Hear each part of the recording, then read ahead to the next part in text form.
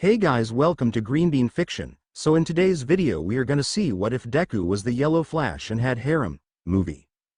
Before starting, make sure to hit that like button and subscribe if you are interested in MHA fanfictions.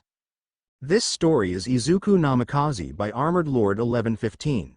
Now without wasting any more time, let's dive in. No one Pav. Playground Brach. In this peaceful world we could see people with unique traits that defined them. Well, that, my friend, is quirks, an ability that has manifested 2 centuries ago and it became the identity of said person. It also played a crucial role in your future job, and if your quirk is strong you have a high chance to become a high-time hero who fight bad guys just like in those comic books. Sadly, as much as this is fun to talk about quirks and unique abilities, there is those unfortunate enough to not be born with quirks. Those people are labeled by society as quirkless. They are part of a 20% of those who doesn't have anything going for them. They are ostracized and beaten beyond anything ever seen, which lead to one thing at the end: suicide or death. Those two are common in the quirkless minority, and sadly people with quirks don't see them as important enough to stand side by side with them. Even hospitals rejects them, as patients with quirk are more better, as they will serve the country better than a quirkless. That is the sad reality that everyone will have to face eventually and accept. Now we could see a 10-year-old blonde kid with beautiful blue eyes standing on a branch of a tree gazing at the children who are playing in the playground. He then sat down as he sighed once more, as he knew he could never have that much luxury to head to those kids and play with them. It would never happen. It was ever since he was diagnosed as quirkless that he was being pushed away by both his parents, who ignored his existence, to his sister taking it a step further and bullying him, along with his former friend Shoto, Shoka, Katsuki and Katsumi. Those 5 were his main bullies, but he knew the reason behind this. It was all to make him give up on being a hero. Izuku might be a 10-year-old child, but he is hailed as a prodigy by his uncle Nezu, who saw him as someone close to being as smart as him. But Izuku lacked one thing, and that is experience, which Nezu was willing to help, as he would give Izuku cases which he would solve and make different scenarios, which quite impressed Nezu and made Izuku tactics and war tactics improve dramatically. But there is one thing that never changed about Izuku, and that is his heart of gold and his kindness that knows no bound. After all those years, Nezu never knew about Izuku's situation both indoor and in school, as Izuku still held that people can change and can be better, but he knew eventually he will have to give up on gaining his parents' approval.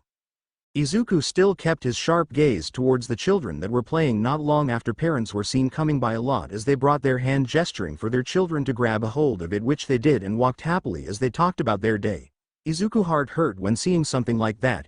It hurt him that he could never have such thing, or even have someone to talk to in general about his day. The playground was empty, with him being the only one left. Izuku: will I ever have something like that one day? Yes, you can. Izuku looked around to see a man appear in thin air, as he had a kind smile and looked like him but much older. If Izuku knew better, he would say that guy was his long-lost father or something like that. Izuku: I really appreciate the words, but I don't know if it's possible to be acknowledged without having the power to be seen as at least an equal. Are you going to let them tell you what to do? Izuku: no, I never once took their words seriously. That's why I trained hard those previous years.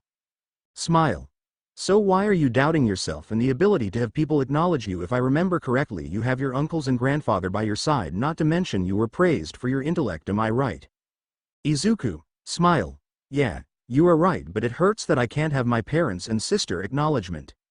Sadly, I don't want to sound harsh, but you don't need them. They won't see you no matter how hard you try. That's the sad truth of the world, and you will have to accept it and move on and become strong for yourself.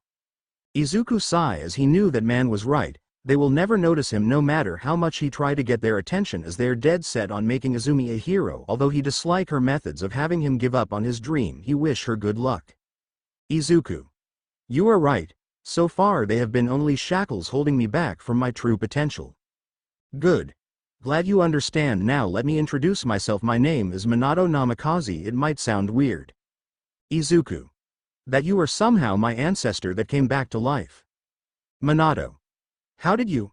Izuku: well, I am the guy who was told to have 200 IQ, and besides our resemblance are uncanny, that we would be related. Besides, you appeared out of nowhere and practically knew everything about me and my situation at home, which is something not even Uncle Nezu noticed. Minato chuckled: Well, I should have expected that. After all, you are my descendant and I guess you inherited the prodigy of the Namikaze clan, but now I am here to help you train and reach your full potential that have been locked, so what do you say?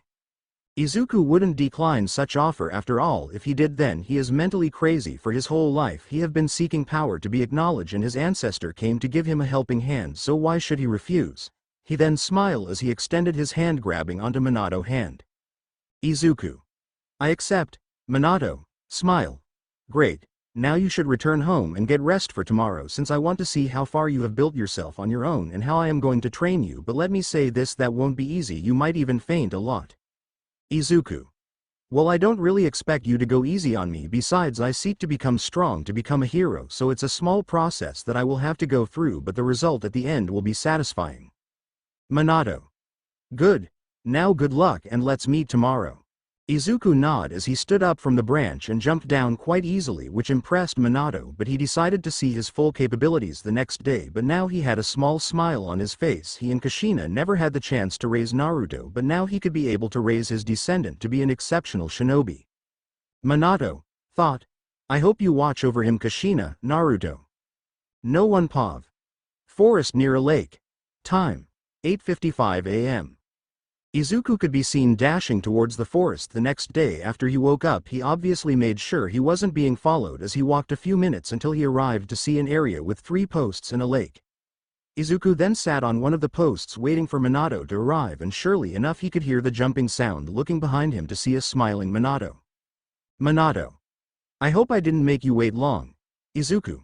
Not at all. I just came here right now much early since I was kind of excited. Minato. Smile. That's a normal reaction, so don't worry about it. Minato then jumped in front of Izuku as to be face to face with him as he gave a smile towards Izuku. Minato. Now then, I am sure you want to start by now, but first take off your shirt. I want to see how far you have gone with your physical training. Izuku. Oh, of course. Izuku then started taking off his shirt, revealing his defined muscles and 6-packs. Minato was honestly impressed and knew that Izuku was serious and wasn't slacking off, but he knows that won't be enough to just build muscles. There are other factors they will need to work on, like agility, flexibility and many more, which will be of course enhanced with chakra, which he will have him activate. Minato. Good, you have done an excellent job at building your body to such extent, but we will have to work on a lot like agility, flexibility and many more, which will be enhanced with the use of chakra. Izuku. Chakra? Minato. Don't worry, you wouldn't know about it since it's pretty much forgotten to history. I could sense that there are still some chakra users, but they are so low, even lower than the quirkless minority, so we will work right now on how to activate your chakra, then we will move to its uses. Izuku. I understand. Minato. Good.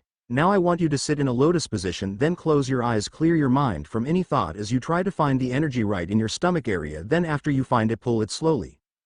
Izuku nodded as he started performing the exercise as he closed his eyes, and thanks to being a prodigy, finding it wasn't that difficult to him as he started to pull it slowly and slowly with the unknown energy coursing through his body as he felt his senses sharpen, his strength sharpen, everything was enhanced, but he felt dizzy as well.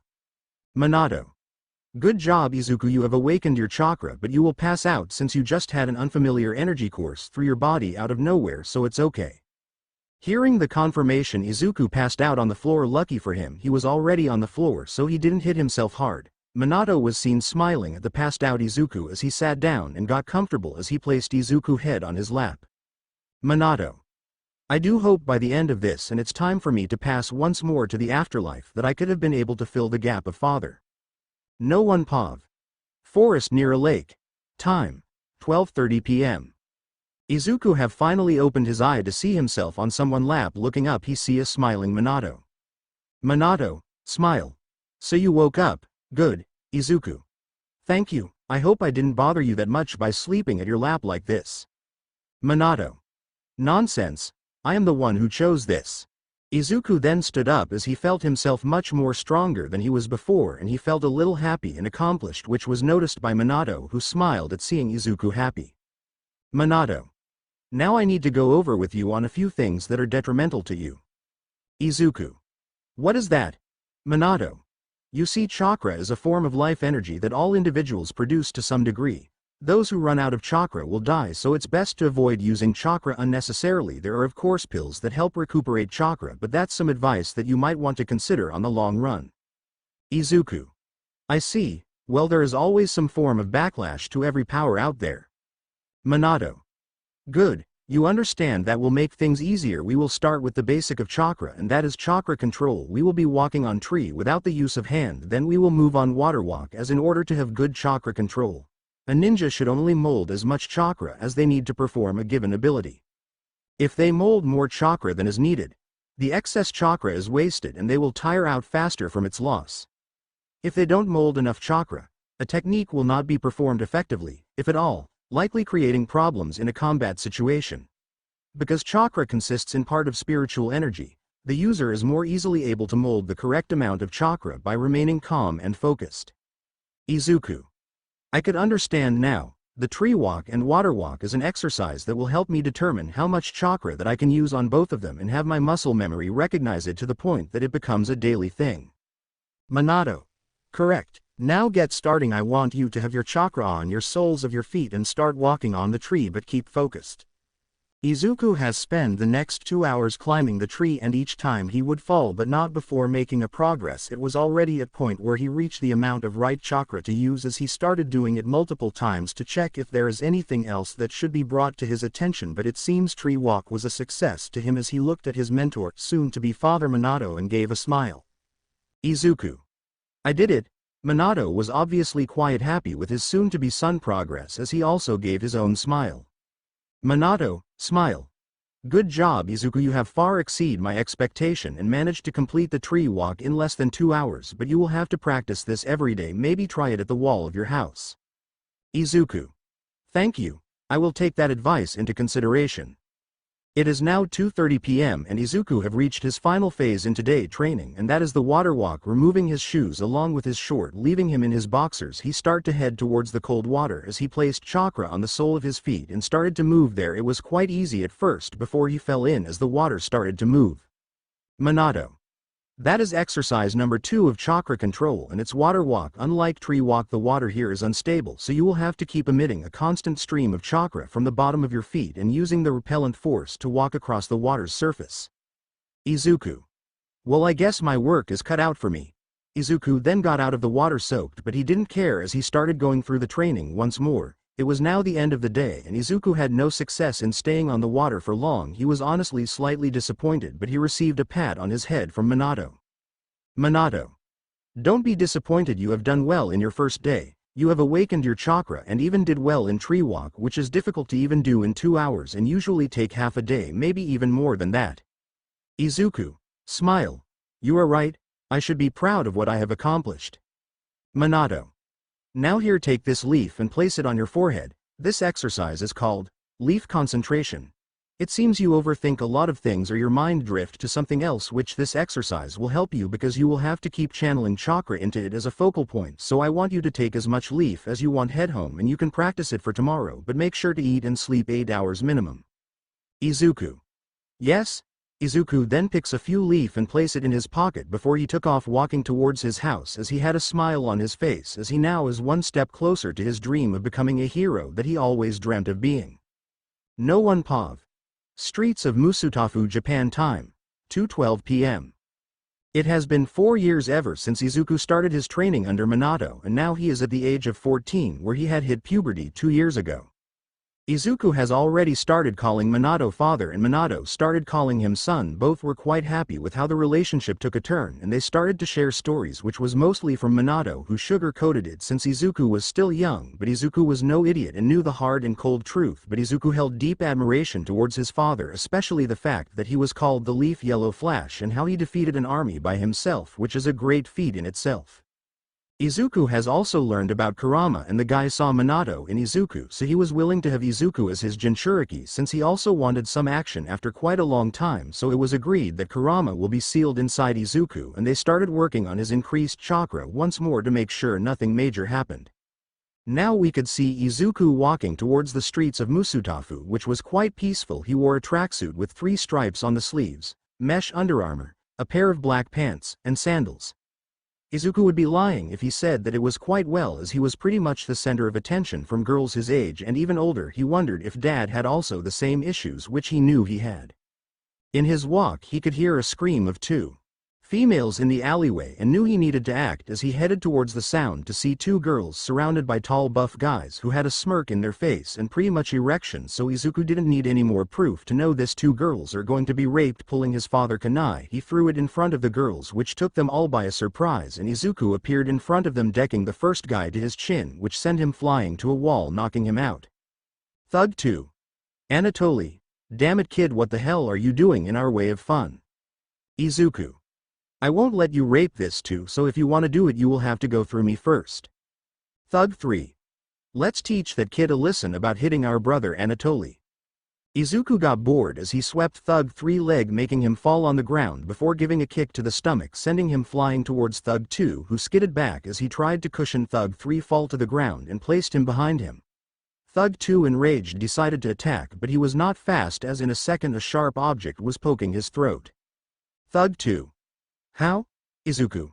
You made a mistake placing him behind you, since I placed a formula on him which allows me to teleport to him. I suggest you surrender because I have no problem slitting your throat, but I don't want to leave those girls with trauma. Thug 2. Fine. I surrender, you win kid. Izuku smiled as he neck chopped him to the ground before pulling out a scroll, shocking the two girls as he applied chakra and appeared chains as he started to wrap the three thugs in it before he smiled at his masterpiece and decided to give a call to the police to take over the situation.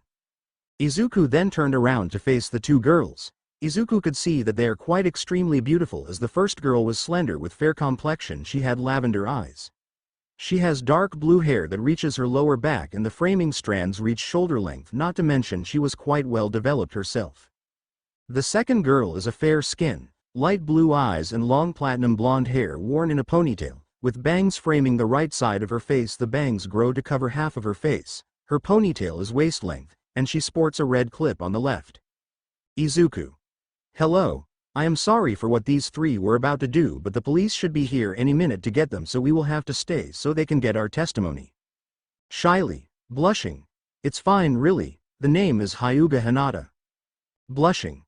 Thank you for saving us back then, the name is Yamanaka Ino. Izuku, surprised. Wow, do you two by any chance practice chakra? Izuku whispered the word to them, which they nod. That obviously made Izuku happy to see a fellow chakra user. Izuku.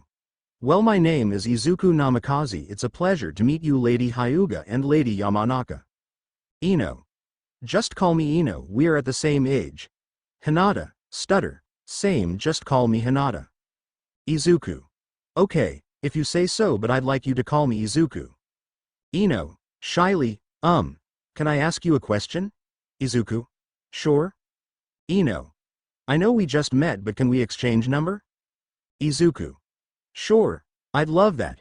Ino beamed in happiness at the prospect of getting the hot guy number, while Hinata was blushing the whole time. The three exchanged number and promised to meet again. By that time two men landed next to us, which made Izuku to pull a kunai to protect the two girls, but when the dust settled it revealed both parents of girls. Ino. Father. Hinata. Father. Heishi. Hinata, I was worried about you. Inoichi. My princess, I heard you're attacked. Who dare try to harm my princess? The parents hugged their daughter, who explained everything that happened, and now we could see both parents bowing to Izuku. Heishi. I would like to thank you for saving my daughter from those disgusting men. Inoichi. Likewise, may I know your name at least? Izuku. No need to thank me, I was doing what an aspiring hero should do, and my name is Izuku Namikaze. It's a pleasure to meet you, Lord Heishi and Lord Inoichi. Heishi. Shocked. So you are descendant of Minato Namikaze. Izuku. Yes, that is correct. Inoichi. Smile. Well, I assume you all have exchanged number. It would be best if you three get to know each other more. It's rare to find a chakra user nowadays. Izuku. I would love that really. I am sure you can handle those three by now, so I bid the four of you farewell and I look forward to our next meeting. Ino. Goodbye Izuku. Hinata. Goodbye Izuku-kun. Izuku then jumped away to the roof of the building as he hoped away, leaving the parents to tease their daughter and for Heishi to use gentle first on the three thugs to get revenge for his daughter, and Inoichi had fun time messing with their brains. Izuku later got the talk of the birds and the bees. That made Izuku blush at his father giving him the talk, but Minato took enjoyment in it and was proud that his son found not just one but two girls that he liked already and just told him to get along with them. No one Pav. Forest. Time. 4:45 p.m. It has been a year after that incident and the two girls has came out and confessed their feelings for Izuku and that they were willing to share him. The parents of course agreed in a heartbeat as Izuku opened to them about his childhood and how he has been doing so far, which made them trust him even more, so they agreed that they would make arranged marriage for the three of them, and that was quite joyous days for the girls and their mothers. The fathers and Izuku also had their fun time. Izuku when it came to training has improved quite nicely as he grew both in size and weight and has now become a full-fledged shinobi. He might not have been able to defeat Minato in a fight, but that's just because Minato had years of experience while Izuku had none. Now we could see Izuku walking towards the forest back to the posts. He placed his hands on it, remembering that this place signified his start, or more accurately his rebirth, to Izuku Namikaze. He knew that today was it and that he completed his training and that sadly his father will have to pass away. It hurt him as tears could only fall from his eyes. A hand found its way to his chin, lifting it up to see his father with a sad smile. Izuku. Is there no other way for this, father? Minato. Sadly I will have to move on as I can't stay here much longer, but I want you to know how much I am proud of you at how far you went. Izuku. It was all thanks to you, Dad. Minato. No, it was all you. You were the one who put the effort, not me, and I am proud to have you as a son. Izuku. I am also happy to have had you as a father. At least those 5 years were the best I've ever had. Minato. I am glad. Sadly I am fading right now, but I just want you to promise me to become a strong shinobi who never abandoned his family or friends. Promise me to become the greatest hero out there. Promise me to eat well and sleep well. Promise me to not hold on to grudges or become arrogant, and promise me to respect everyone and do your best in your studies. Izuku. Crying. I promise, Dad. I will take on your mantle as the next Yellow Flash. Minato. Wide smile. Thank you, son. Now raise your chin high and smile, for you are Izuku Namikaze, my son. Izuku raised his head as he smiled brightly with tears coming out of his eyes. Minato closed his eyes as he also smiled before he faded away from Izuku's arms, as Izuku fell afterwards and sobbed slightly for an hour before he stood up dry of his tears as he wiped them away. Izuku. I promise that I will be the best for you, Dad.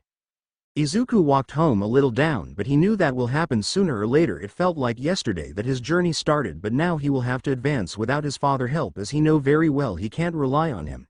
Izuku walked to his room as he looked at a picture of him and Minato smiling. He gazed at the first picture he took with his father. It was a day where they had fun instead of training, and he was telling him about pranks he used to pull with Kushina. It was quite a funny day as he released a chuckle.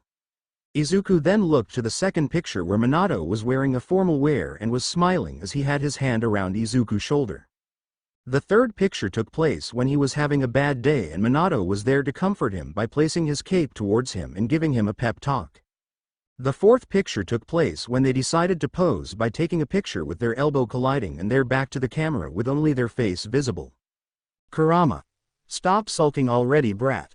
Kurama might have sounded harsh, but there was softness in his tone which Izuku picked on. Kurama. Minato wouldn't want to see you like this. Izuku. Sigh. Yeah, you are right, Kurama. Thank you for reminding me and for being with me. Kurama. Smirk. Good. It seems the Namikaze clan knows how to appreciate me, the great Nine Tails. Kurama gave a mighty laugh which made Izuku chuckle slightly as he adjusted the picture and went inside the bathroom to take a shower. No one Pav. Yagi residence. Time. 6 p.m. It has been a month ever since Minato left the world to rejoin his wife and son Naruto. Izuku have managed to get over it thanks to Kurama being there as a massive support and the fact that he doesn't want to disappoint his father, which Kurama made it clear that he would never be disappointed with him, which made him relieved. That month was spent with Ino and Hinata along with her parents, who were the second family aside from Minato, and they were quite saddened by Minato leaving the world once more, but they knew that the time they spent together will be remembered. Today was the last day in middle school as Izuku was sitting minding his own business. The teacher just walked to the podium of the class, making everyone quiet down. The teacher was an average man who looked to be around his 30s or 40s. He had brown hair and brown suit. He stood looking at all the bored student with both Katsuki and Katsumi had their legs on the desk swinging the chair, but Katsumi would often sneak looks at Izuku, who was smiling somewhere else, while Shoto was looking at the window, not really bothered with the teacher's speech. Shoka was also pretending to not really care, but she was sneaking glances at Izuku rubbing her legs, seeing his smile and handsome face, and Izumi was sitting looking at the teacher bored. Teacher. Sue. As third-year students, it's time to start thinking seriously about your futures and what you want to do with your lives. I could pass out some career aptitude test, but why bother? He then snatched the career aptitude test from the table with a smirk on his face. With some student already activating their quirk, he then stayed for a little suspense before throwing the paper in the air, while everyone had already activated their quirk with only Izuku. The big five haven't used their quirk yet. Teacher. Huh. No, you all want to go the hero track. Everyone, cheer. Yeah. Teacher. Yes. Yes, you got some very impressive quirks, but no power usage allowed in school. Get a hold of yourself. Katsuki. Interrupt arrogantly. Hey teach. Don't lump me in with this bunch of losers. We are the real deal, but these guys will be lucky to end up a sidekick to some busted delisters, huh? His comment sent everyone in the room except the big five and me into anger, with some of them shouting him. Random student. You think you are better than us, Katsuki? Katsuki. Let's go, I will take you all on, teacher. Huh. The big five got impressive test results, maybe they will get into UA High. The student hearing the teacher comment were in disbelief, given that UA is a prestigious high school in Japan, a school which pumped heroes like the number 1 hero All Might and the number 2 hero Endeavor, and finally the number 3 hero Best Jeanist, along with Psychic. Random female student. They are gonna try for the national school. Random student. That school has 0.2% acceptance rate. Random students 2. It's impossible to get into. Izumi. This is exactly why it's the only place worthy of us. Katsuki. We aced all the mocks test. We are the only one at this school who stands a chance of getting in. I will end up more popular than All Might himself, and we will be the richest heroes of all time. People across the world will know who we are, and it all start with UA High. Teacher. Oh yeah, Yagi, don't you want to go to UA too? Izuku sigh as he now is the center of attention, as everyone started mocking him and belittling him. They got angry when Bakugo insulted them and mocked them, but now they are mocking him. This is downright idiotic, as they pretty much contradicting themselves. Izuku, confidently. Yes. I will join UA since I've always wanted to become a hero, and attending UA will help me achieve my goal of becoming a hero who save everybody, not just physically but save their heart as well, and it's also my father dying wish. Izumi and the other anger turned to confusion as Izuku just claimed that it was his father dying, which she know for a fact that Toshinori is doing well and is out there saving everybody. Izumi. What are you talking about? Dad is doing fine, thank you. Izuku. I am not talking about your father, Izumi. I am talking about mine also. I'd really appreciate you'd call me Izuku Namikaze. Everyone didn't know what to say right now as the teacher resumed the classes before he left to wrap his mind around everything. He hoped that by revealing that Izuku is going to UA that he would get some form of entertainment, but he never received one after Izuku openly declared that he pretty much doesn't consider Izumi or her parents as his family. Izumi was devastated to say the least and was going to question him by any means along with the others, but Izuku was already gone as he sneakily used Flying Thunder God, landing him far away from them. Izuku smiled as he took the fresh air before he continued his walk to home, but not 5 minutes later an explosion erupted near him. Looking towards the explosion, he could see a crow gathered along with pros trying to fight something, but they gave up later. He could already hear the conversation. Backdraft. Damn it, he have a hostage. Death arm. My quirk doesn't work on him. Kamui Woods. Same here, if my wood come near him it will be burned. Backdraft. I will just put down the fire made by the kid. Death arm. We will have to wait for someone with a suited quirk. Izuku walked towards the crowd and could see the hostage being Katsuki. He sighed as he didn't like the behavior of the pro heroes. They're supposed to not say out loud that they can't save a hostage. They're pretty much telling everybody that they are amateurs, and if somebody tried to press the situation even further and decided to televise it, that could be a massive hit to the hero society as a whole. He then looked towards Katsuki Eye and could see the fear. Despite his dislike towards Katsuki behavior and attitude, he wouldn't let him die, so in an instant he pulled a kunai out, which was noticed by Death Arm. Death Arm. Hey kid, what are you doing with that weapon?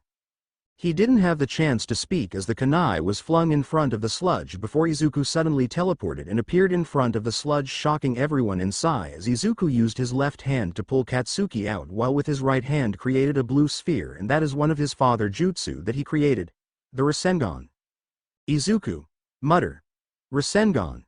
The blue sphere hit the sludge, who was shocked. It rotated and sent the sludge away in pain as it started to scorch him before he splattered around the half-destroyed shops. Izuku placed Katsuki on the floor, who was panting for air but was also had a disbelief look. Izuku had a quirk the whole time, but he was never told that only made him scowl as he saw Izuku looking down on him. Izuku. Come on Bakugo, you need to be checked by the medic. Izuku brought his hand out to help Bakugo to his feet, but Katsuki wasn't feeling it as he slapped Izuku's arm away as he glared hatefully towards him. Katsuki. I don't need your help. As a matter of fact, I was doing well by myself. I didn't need any help from a loser like you. Izuku. Shrugged his shoulder. Sure. If being suffocated to death is doing fine in your book, then I am no one to judge. Izuku then grabbed Bakugo by his shirt as he teleported once more in front of Death Arm, not before grabbing his kunai and placed it in his pouch. Izuku. You should check if he is having trouble breathing, because he was being suffocated by the sludge for quite some time now. Izuku was obviously ignoring the cheers of the people that was directed towards him as he pulled a spectacular show to them, but the pro heroes were not feeling it, as well as some random kid just stole their thunder and it didn't sit well with them. Kamui Woods angry. Do you know what you just did? You used your quirk without permission, not to mention you were using weapons which are illegal. Death Arms. That's why we will be arresting you. The crowd were shocked. Here are two pro heroes arresting a kid just because he did their job that obviously didn't sit well with them, as a random citizen threw a bottle at Death Arms, who got angry and looked at who threw at him. Random civilian. Seriously, arresting a teen just because he did your job. Random civilian 2. He wouldn't have interfered if you pros did your job to begin with. Random civilian 3. He is more of a hero than even you all grouped together, because he was the only one who went there to the danger to save the kid despite the kid he rescued being an asshole towards him.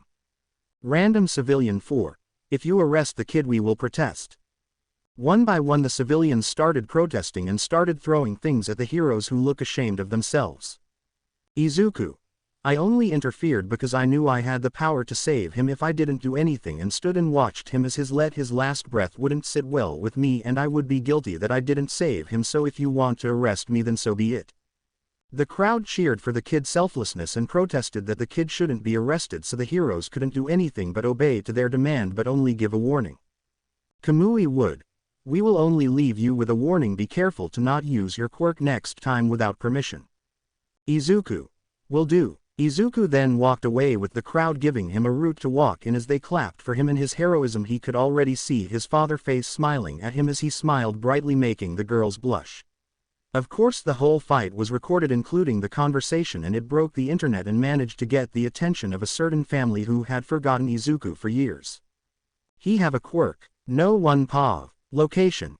Yagi residence. Time. 5:30 p.m. Izuku last time has rescued Bakugo from being suffocated to death as he became a well-known celebrity because of his heroism, and people started giving him nicknames in the social media which varied from Flash, Yellow Flash, E.C.T. The heroes that were on the scene that day has took a massive hate in the community because of their attempt arrest on Izuku, which didn't sit well with them. It was not only the people of Japan that took interest in him, there was many other who took interest, including a man with a red scarf and multiple sword on him who gave a smirk of his own as he stabbed his katana into an injured hero. A true hero in the making. I look forward to cross path with you, Yellow Flash. Now we could see Izuku walking towards his home as he have managed to get away from the crowd that were questioning him. He opened the door of the house as he was met with his ex-parents and uncles and grandfather. He saw his parents crying in a multiple picture on the table, and his face darkened as he realized what was the picture. No one pav. Location. Yagi residence. Time. 4 p.m. We could see Toshinori, Inko, the Bakugos minus Katsuki, Todoroki's, Gran Torino, Principal Nezu and Aizawa. Mitsuki. Where is that brat? He better not be going to the arcade. Katsumi. He said he will be coming, you old hag. Mitsuki, slap Katsumi head, shut it brat and don't call me old hag.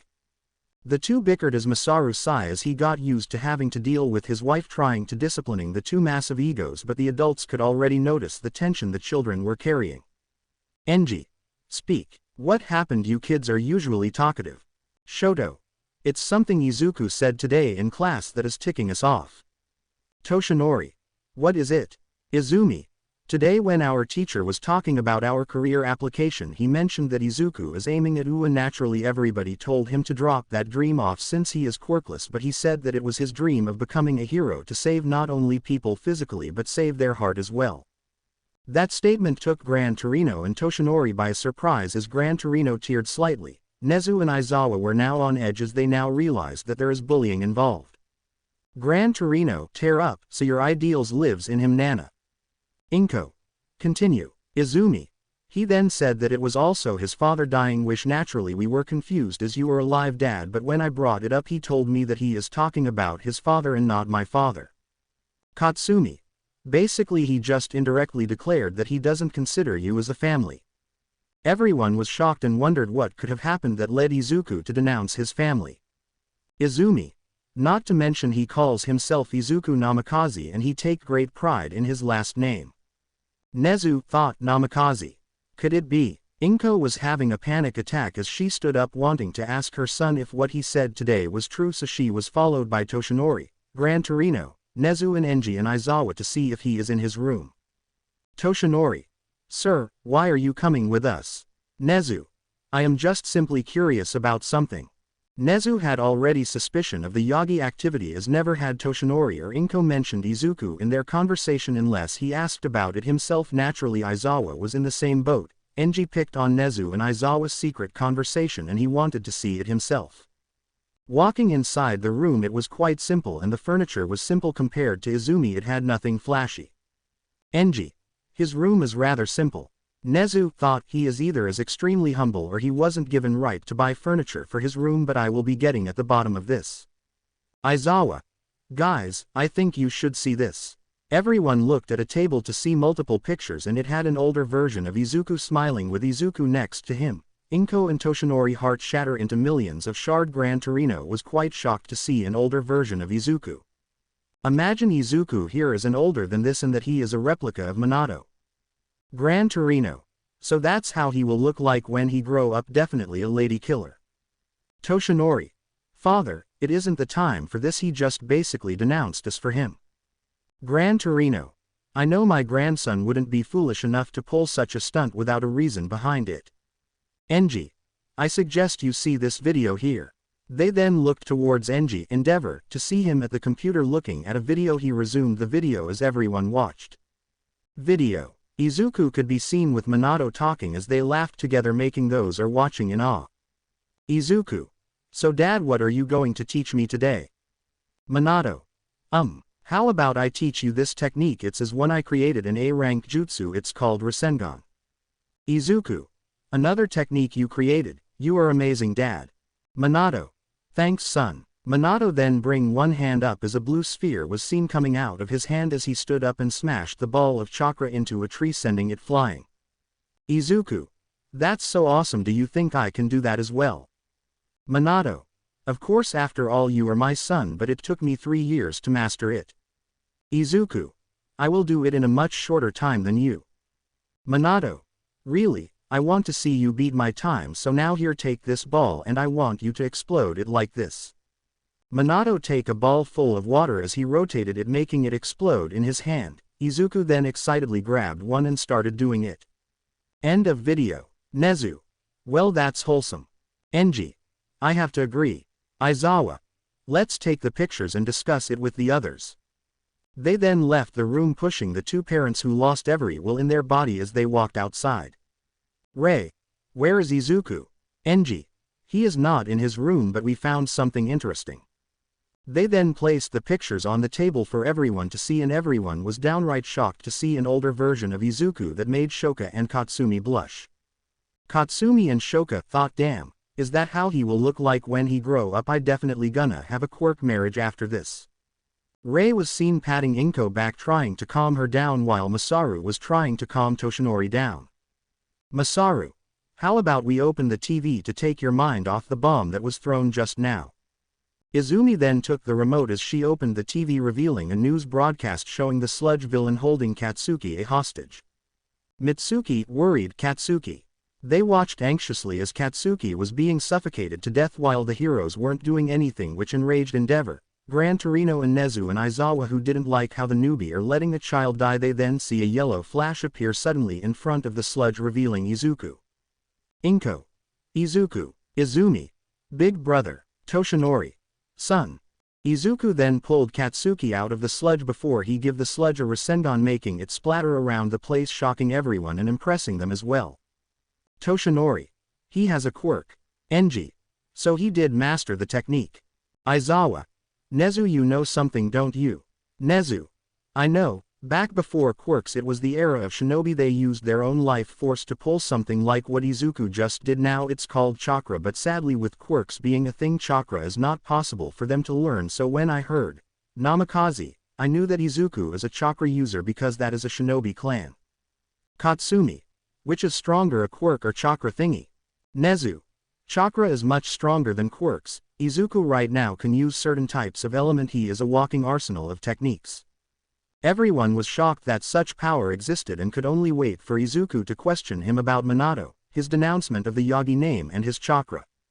No one Pav. Location. Yagi residence. Time. 5:30 p.m. Izuku could be now seen standing face to face with his family. He had a small smile, but when he saw the pictures of him and his father his face darkened slightly. It meant that they barges in his room without permission and rummaged through his stuff, but he remembered his father's advice, so he calmed down. He walked towards the table picking the pictures. Izuku then looked at them with a smile. Izuku. Next time please ask for permission before you barge in my room and rummage through my stuff. Nezu.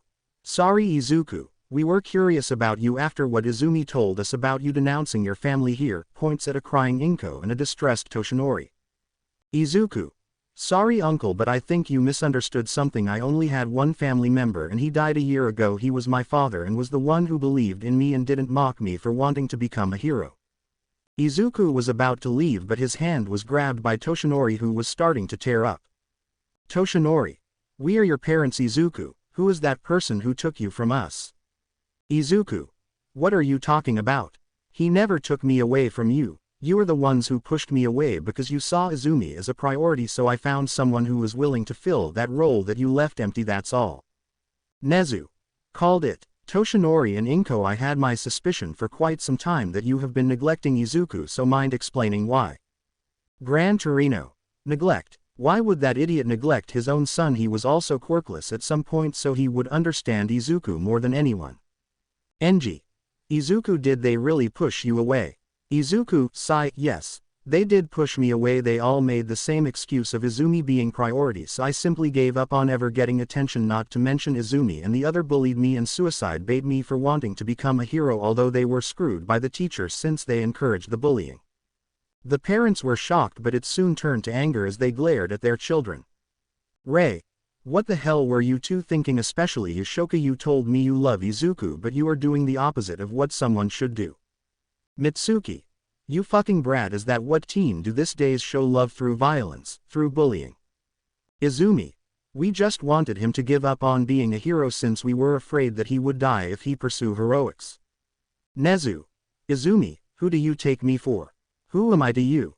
Some idiot who would just let someone graduate from my school without me being sure he is well prepared to face villains. Besides, being a hero doesn't mean you have to be on the front lines. There are heroes like Recovery Girl, or someone like me who is a hero who sit in an office and make plans for heroes. There are heroes like Lunch Rush. Do you know that Izuku is one of the few people who can match my IQ? He is a prodigy. All Might. Shocked. Wait, you want to say that he is close to your IQ? Nezu. Yes, he have an IQ of 200. That was 5 years ago. Enji. Damn, I wonder if he did an IQ test now. What will be his score? Aizawa. Sigh. Izuku, do you want to live with me? Inko. Wait Aizawa, you can't just take our son from us. Aizawa. I think you lost that right a long time ago. Psychic. Izuku. No need, my father's in-laws and mother's in-laws are offering me a place with them, so thank you for the offer though. Everyone was shocked once more as they looked at Izuku waiting for them to cite or something like that, but he never budged. Shoka. What do you mean fathers-in-laws and mothers-in-laws? Izumi. I am in an arranged marriage with 2 girls of my choice. Toshinori. Wait, you can't take such decision on your own, you need our permission. Izuku. I already took father permission and we weren't forced in this arranged marriage, we are happy with it, besides it was for the good of our clans. Nezu. So you are engaged with 2 chakra users. Izuku. Correct. Now excuse me. Izuku then walked away, leaving the Yagi family devastated that they lost their son and for the girls to lose hope of ever dating Izuku. No one pav. It has been 2 months ever since Izuku made it painfully clear for the Yagis that he doesn't consider any of them as family. Katsumi and Shoka had tried to seduce Izuku with their womanly charm, but that never worked, as Izuku was not your average guy that you find in the street. He is loyal to his fiancées. Toshinori and Inko had tried to find the fathers-in-laws to have the engagement voided, as they see that they still have a say as to who Izuku end with. But that didn't end well for them, as the moment they even brought the topic, Hiyashi had delivered a gentle fist with Inoichi messing with their brain, and Izuku added that he would take this to the court and reveal all the crimes they committed, which would paint a bad image to their reputation, and that they are risking their daughter enrollment into UA or even a single hero school out there, as their actions are unforgivable, but he is willing to overlook given that they were screwed by the teachers at Aldera. Toshinori and Inko had stopped momentarily before they returned once to try their chance, and that's when Principal Nezu got involved and a restraining order was placed, including some threats from Nezu part about blacklisting his children and her friends. Those 2 months were quite stressful, including at the 2 girls who were worried that they would be separated from the guy they come to love, so Izuku got an idea to help ease that worry, which the parents were in it and were quite happy with how devoted Izuku is. Izuku could be seen walking to the room of Ino. She was with Hinata, braiding each other hair and trying girly stuff, as they are still teenagers and at some point enjoy some fun time doing things like that. Izuku then knocked on the door as he waited for a moment until the door opened, revealing Hinata, who smiled when she saw Izuku. Izuku wrapped his arm around her, giving her a kiss as she reciprocated it. Izuku. Can I come in? Hinata. Yes, come in. Izuku walked inside the room, which was rather nice as it had Ino's favorite color in mind, which was purple, and some flower placed here and there along with a makeup. Ino turned her head as she was trying different makeup on her and smiled when she saw Izuku as she ran towards him, jumping into his arm, giving him a kiss. Ino. Came to see me do some makeup. Izuku. Well, I wouldn't mind watching you both, as I see you beautiful with or without it. Ino. You know how to make a girl happy, thank you, darling. Izuku. Now then, I want to talk to you about something. Ino. Sure, come sit here. She motions to her bed as both Hinata and Ino took both sides of Izuku as they sat in a quiet silence. Izuku. Now I know that those 2 months were kind of hectic with them being involved, so I decided on something that would be good for us. How about I take you both on a date on a separated day, of course. The girls heard the proposition and they beamed in happiness as they hugged Izuku, almost suffocating him before they let him go. Ino. I would love that. Hinata. Me as well. Izuku. I am happy that you agreed. Now I want you both to decide who would go first with me. Hinata. Ino, since I need to take care of something with mom. Ino. Great, I guess I am first, so when the date? Izuku. Tomorrow. 11:30 a.m. I've already made plans for tomorrow as well. You can go shopping as much as you want since I know you enjoy those. Ino. I sparkle, you're the best boyfriend. She jumped on him, hugging Izuku, placing lots of kisses on his face as she ran to her wardrobe to check what type of clothes she would want to take with her. Izuku then stood up as he walked to the door, placing his hand on the handle as he looked towards the 2 girls. Izuku. I will leave you both to continue doing your thing. If you need anything, call me. Hinata. Okay, goodbye Izuku-kun. Ino. See you later, darling. Izuku then walked out of the room, feelings accomplished, as he headed towards his room, leaving the girls to do their own thing. No one pav. Time. 11:30 a.m. Izuku could be seen wearing a rather nice outfit which was blue. Anyone who sees him would think he is a martial artist. He also had some kunais with him in case he needed to use Flying Thunder God, but he wouldn't need them much as he placed his marking around the house. The door of Ino's room opened, revealing her in a rather nice dress with a skirt. She had makeup on. As her hair was not tied, she looked like an absolute goddess in Izuku's eyes. He could only blush. Ino, seeing the blush, smiled in happiness as she started to spin around, giving Izuku a show of her body and her dress. Ino. Like what you see. Izuku. You look beautiful, Ino. Ino smiled joyfully as she wrapped her arms around Izuku's as they started heading out of the clan compound, with Ino's mom taking pictures of us, and Inoichi was crying tears of joy. Izuku walked Ino outside the compound like a proper gentleman, impressing Ino's mother, even mother, as she smiled knowing that they found a gem. Ino. So what do you have planned for me, my prince? Izuku, smile. Well, aside from going on a shopping spree, the rest will remain a secret because that will spoil the fun. Ino, pout. Fine. Izuku walked to Kyoshi Ward, a mall with lots of stores that sell from the smallest things to the expensive stuff. Ino's eyes sparkle as she never went there. Lucky for them, the number of people were small as it was still morning and school was still there, which Izuku dropped from as Nezu told him that he is already advanced academically, so he doesn't need to attend middle school and just took some online lessons with Nezu. Izuku then walked inside as some people started recognizing him and were taking pictures of him as he sighed.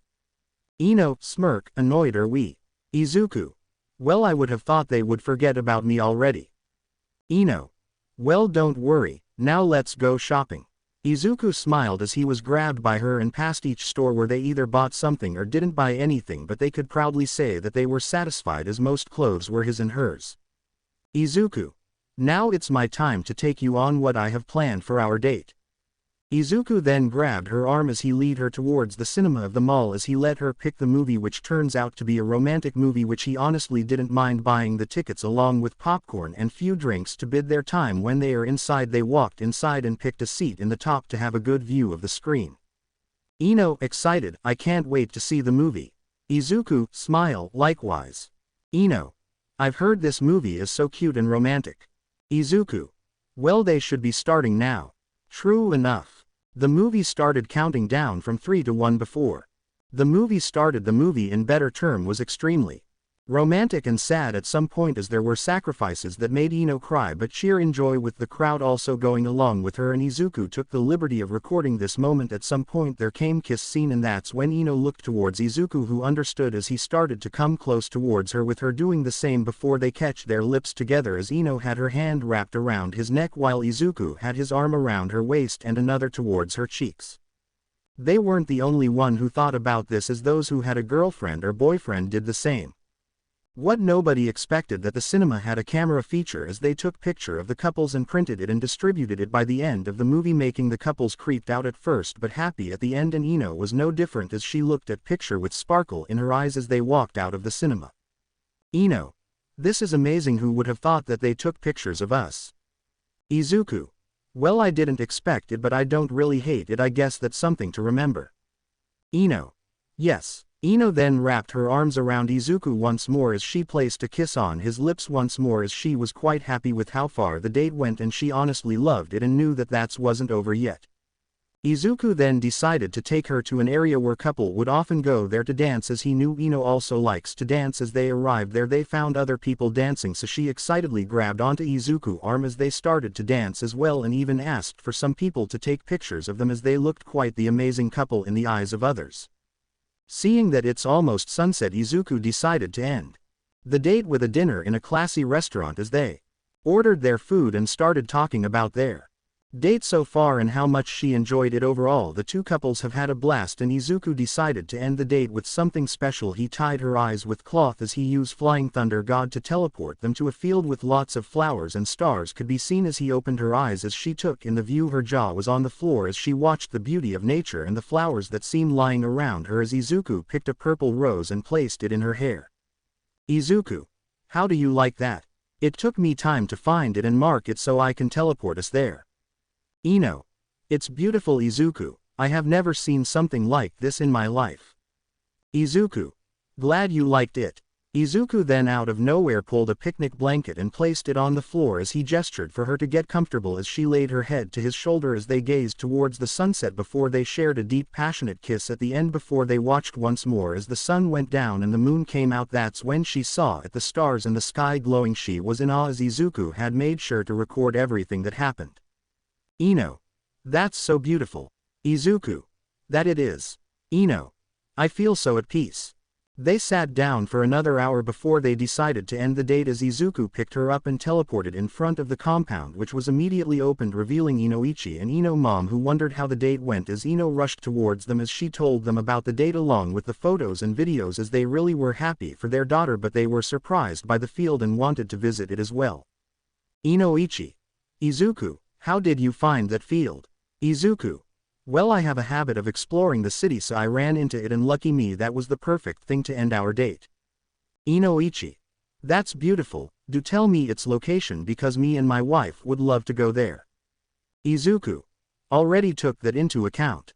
Izuku then handed a paper with the location of the field as Inoichi smiled and went inside along with his wife, leaving Izuku and Ino smiling as they also walked inside quite happy as they placed their shopping bags in their respective rooms, as Ino couldn't wait to tell Hinata about her date with Izuku and how special it was. Izuku Pav. 2 days later. It has been 2 days ever since me and Ino had our date, and it was a day to remember as they had a blast and Ino loved every single thing. It was now Hinata's turn as I walked towards her room. As I knocked on it, the door was opened to reveal a shy Hinata who held a small smile as she gazed at the handsome Izuku. Hinata, shyly, how do I look, Izuku-kun? Izuku.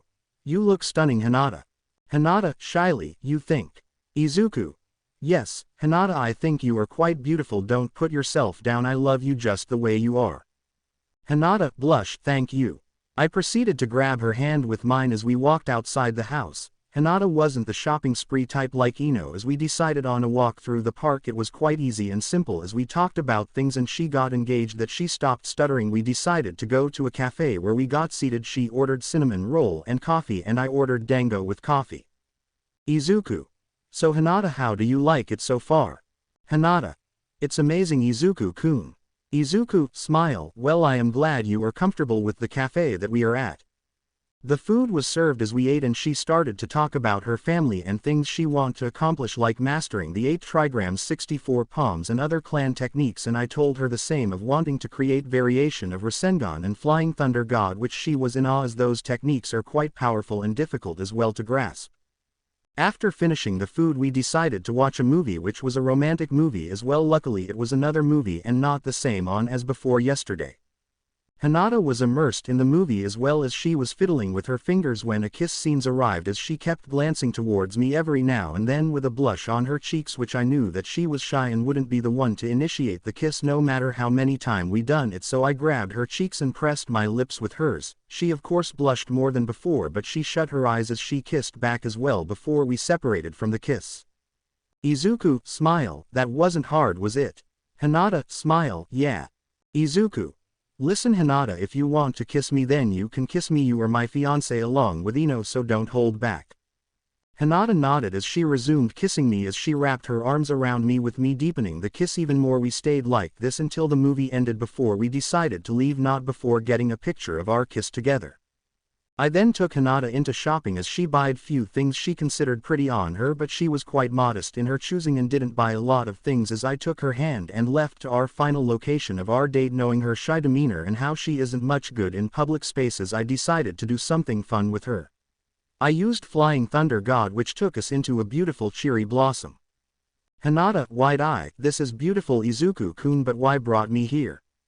Izuku, smile, well my princess, this is a place nobody knows much about and I know that you like cherry blossoms, you even have one in your clan compound, but the reason I took you here is quite simple. I know you don't do well with people watching us, so we will have picnic.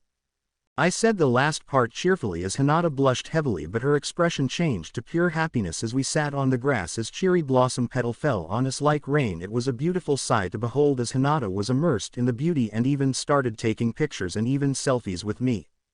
We started eating handmade food that her mother made and she was happy as she felt more comfortable with no one watching her as she sat more closer to me with her hand on my chest while leaning down. Izuku. So how is it Hinata? I've already marked the place, so if you need to visit this place tell me immediately. Hinata. I think it's beautiful Izuku-kun, this is the best date I've ever had and I would love to come again here. Izuku. Then it's fine with me.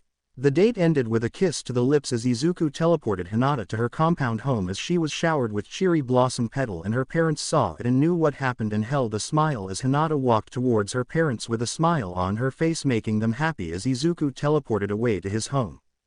No 1 Day of entrance exam. Today is the entrance exam where he will have to put his training to the test. Not that he doubted himself passing, but he was quite confident in himself. Luckily he was allowed to use weapons. The same could be applied for Hinata and Ino. He knew that he should prove to everyone that he earned his place with his own effort and not just cheated his way through, because that wasn't his style and that was something he inherited from his father Minato.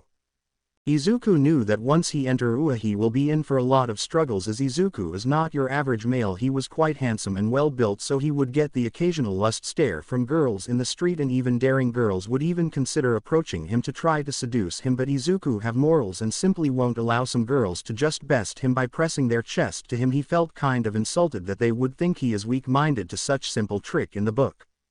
Izuku has made it painfully clear that he won't be considering even going in the harem route as a man. He is someone who would prefer dedicate his being to his 2 girlfriends rather than deal with multiple girls, which would require a lot out of him. He felt it kind of funny to see people claiming boldly that they would be showered by woman body, and the guy doesn't even look decent enough to impress an old lady or even have the money to fulfill the need of those girls he intend to have, unless he planned to use them for their body, which he highly dislike. Izuku could be now seen walking towards the entrance exam accompanied by his 2 girlfriends, who seemed to latch onto one of his arm to make sure the others girls know that Izuku is taken already by 2, as any girl who even intentionally gave a lust look towards Izuku would be subjected to 2 killer intent, one from Ino and the other from Hinata. Hinata has grown quite a lot this year, as she was self-conscious of her looks, that she would wear baggy clothes even in her date with Izuku, but Izuku made sure to help break that shell of self-confidence, and now Hinata has become in between her old personality and her new confident and bold personality that managed to please her father quite a lot. She has also started to appreciate her body when Izuku has told her that she looked more beautiful, and she started to expose skin more. Ino has also grown, as Izuku made it painfully clear that she should not rely on her clan jutsu to work every time. That's when she along with Hinata took medical ninjutsu and added jutsu in their arsenal, which satisfied Inoichi that his daughter took her training seriously like she should, and was grateful for Izuku along with Hiyashi. No 1 Auditorium. Now Izuku could be seen walking through the gates of UA. As he went to the auditorium, the 3 of them took their seat and got comfortable as they waited for someone to start their exams. The first thing they did was scout the competition, nothing special, and none had exerted enough or to even get their attention. The only one who, despite his lazy posture, gained their attention, that was simply Shikamaru Nara. Izuku has met him before when he was still in town, and the guy refused to get out of his home unless his troublesome mother kicked him out. Next to him was a fat kid who was eating chips, that would be Choji Akamichi, a cool and chill guy that he also met, but he get angry when someone call him fat. The light has shut down as a man with brown trench coat and weird face walked to the podium that would be a hero and a staff at UA called Ectoplasm. Ectoplasm.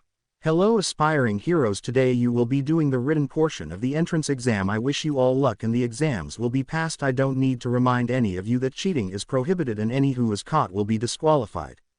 The people seemed to take that without any problem as he cloned himself and started to pass the exams to everyone in the auditorium. Obviously Shikamaru was seen lazily take the paper while we all took the exam and started writing our names as we waited for instruction to open the paper. Ectoplasm. Now you can all turn your papers. I wish you all luck. Everyone opened their exams paper and started filling it in. Me and Hinata and Ino had no problem filling the paper quickly, as most of the test was basic knowledge that were taught back when we're in middle school. Thanks to my sensory ninjutsu I was able to sense the emotion of everyone. Most of them were panicking, some were confident and some were lazing around, and one of them was Shikamaru, who was begrudgingly writing on his exam but writing it slow. Izuku thought he was probably threatened by his mother. I was able to finish the exam in less than 30 minutes before I walked to Ectoplasm and handed him the exam. He nodded as he heard about me from Principal Nezu and started correcting the exam while I was left to go to another room where they will explain the battle portion of the exam. It wasn't even 10 minutes that Shikamaru was seen walking inside the room. He saw me as he walked towards me, taking a seat close to me. Shikamaru. Hello Izuku. Izuku. Hello Shikamaru. I am surprised you didn't take your sweet time. Shikamaru grunt. Troublesome mother told me if I didn't get a good score she will punish me. Besides, when I saw you walk out of the room I thought why not finish the exam, which will give me more time to sleep. Izuku. Well, we have around 1.5 hours before the exam ends. I will wake you up later. Shikamaru. Thanks Izuku. Now if you excuse me I need to have a nap. Shikamaru then placed his jacket on top of his face as he started to snore peacefully. Izuku. Wow, he sure does sleep very fast. Another 20 minutes has passed with both Hinata and Ino walking inside the room as they spotted Izuku, where they ran towards him, hugging him before they took their seat next to him. Ino looked towards the sleeping Shikamaru as she sighed. Ino. Doesn't that lazy bum do nothing but sleep? Hinata. Let's not disturb him Ino, I am sure he haven't slept well yesterday. Ino quiet down as everyone started filling the room as Choji greeted us and sat next to Shikamaru as he pulled out of nowhere another chips and shared some with us. Of course Hinata kindly refused and Ino refused. Izuku has accepted Choji generous chips as he ate it, making Choji quite happy. Choji. What do you think we will do for a battle portion? Izuku. Well, I would assume it would be robots considering that the principal is my uncle. Ino. I think it will be easy for us to handle. Izuku. Well, that is correct to some extent, but knowing him there will be a strong robot involved. Shikamaru woke up at the conversation as the chatter in the room was enough to bring him out of his nap. He was slightly annoyed but adjusted himself in his chair. Choji patted his friend back with a smile. Choji. Poor Shikamaru. Shikamaru. Those people are troublesome. Ino. Anything is troublesome for you Shikamaru. Shikamaru. Well, can't deny it. The light of the room shut down as a man with banana hair walked out of the hall with a grin plaster on his face. Shikamaru and Ino. Why do I feel that something bad will happen? Izuku. Urgently, cover your ears. They complied as the next thing that happened almost made them deaf even when they had their ears covered. Present mic. HELLLLOOOO everybody, it's your cool DJ Present mic, can I get a hey? Nobody answered him aside from getting glares from those who had enhanced hearing and people in general. Present mic. Tough crowd. Now today your rocking boys and girls will be doing the practical test where you will have to destroy 3 robots. Present mic didn't have the chance to explain the test in depth as a boy with blue hair, reading glasses and brown suit raised his hand. Sir. Present mic. Yes, examiner number 142, what is your question? Ino. Mutter, I already met the kid and I want to kill him. It says here that there is 4 robots but you only mentioned 3. If this a misprint in UA materiel, then this school should be ashamed. We are exemplary students, we expect the best from Japan, most notable school. A mistake such as this won't do. And you, the blonde kid and the pineapple kid, you two had the same uninterested look. If you are not serious about this then leave. Ino was about to bash his head for calling Izuku and Shikamaru out, but Izuku grabbed her hand and signaled her to sit down. Izuku stood up with a smile on his face, not fazed at all. Izuku. Excuse me, but we have already read the pamphlet to understand how the test will go. Listening to present mic was an option for those who don't like to read or are better suited to listening. Or those who are blind, so please don't jump to conclusion. As for my friend next to me, he has already got the goal of the exam but he have a habit of wanting to sleep, so please excuse him. Also, I would like to ask you to ask questions to present mic when he is fully done, because you rudely interrupted him for getting into explaining the test in more depth and details because of your impatience, which is a bad trait to have if you are aiming to become a hero. Now excuse me. Everyone was quiet for a second. The blue hair kid has stopped working and the sound of error echoed through the room before the sound of a computer shutting down echoed through the room. He sat down in embarrassment as some people started snickering at the poor kid. Shikamaru. Open one eye. Thank you. Izuku. No problem Shikamaru. Ino. Grin. You utterly destroyed him. Choji. I can now see why Dad said that you were a natural born leader. Izuku. Thank you Choji, you all have the potential to become good leaders as well. Present mic. Thank you examiner number 236, as what you said is correct. As for you examiner number 142, the 4th robot is a 0-pointer, an obstacle that is preferred and advised to be avoided as it won't gain you points at all. Now that is out of the way, I want you all to check underneath your seat where you will find a card with your battle center where you will take the battle portion. Izuku. So it's me and Hinata in battle center B. Ino. It's me, Shikamaru and Choji in battle center C. Hinata. It's the Ina Shika Cho. Izuku. Well, that looks great.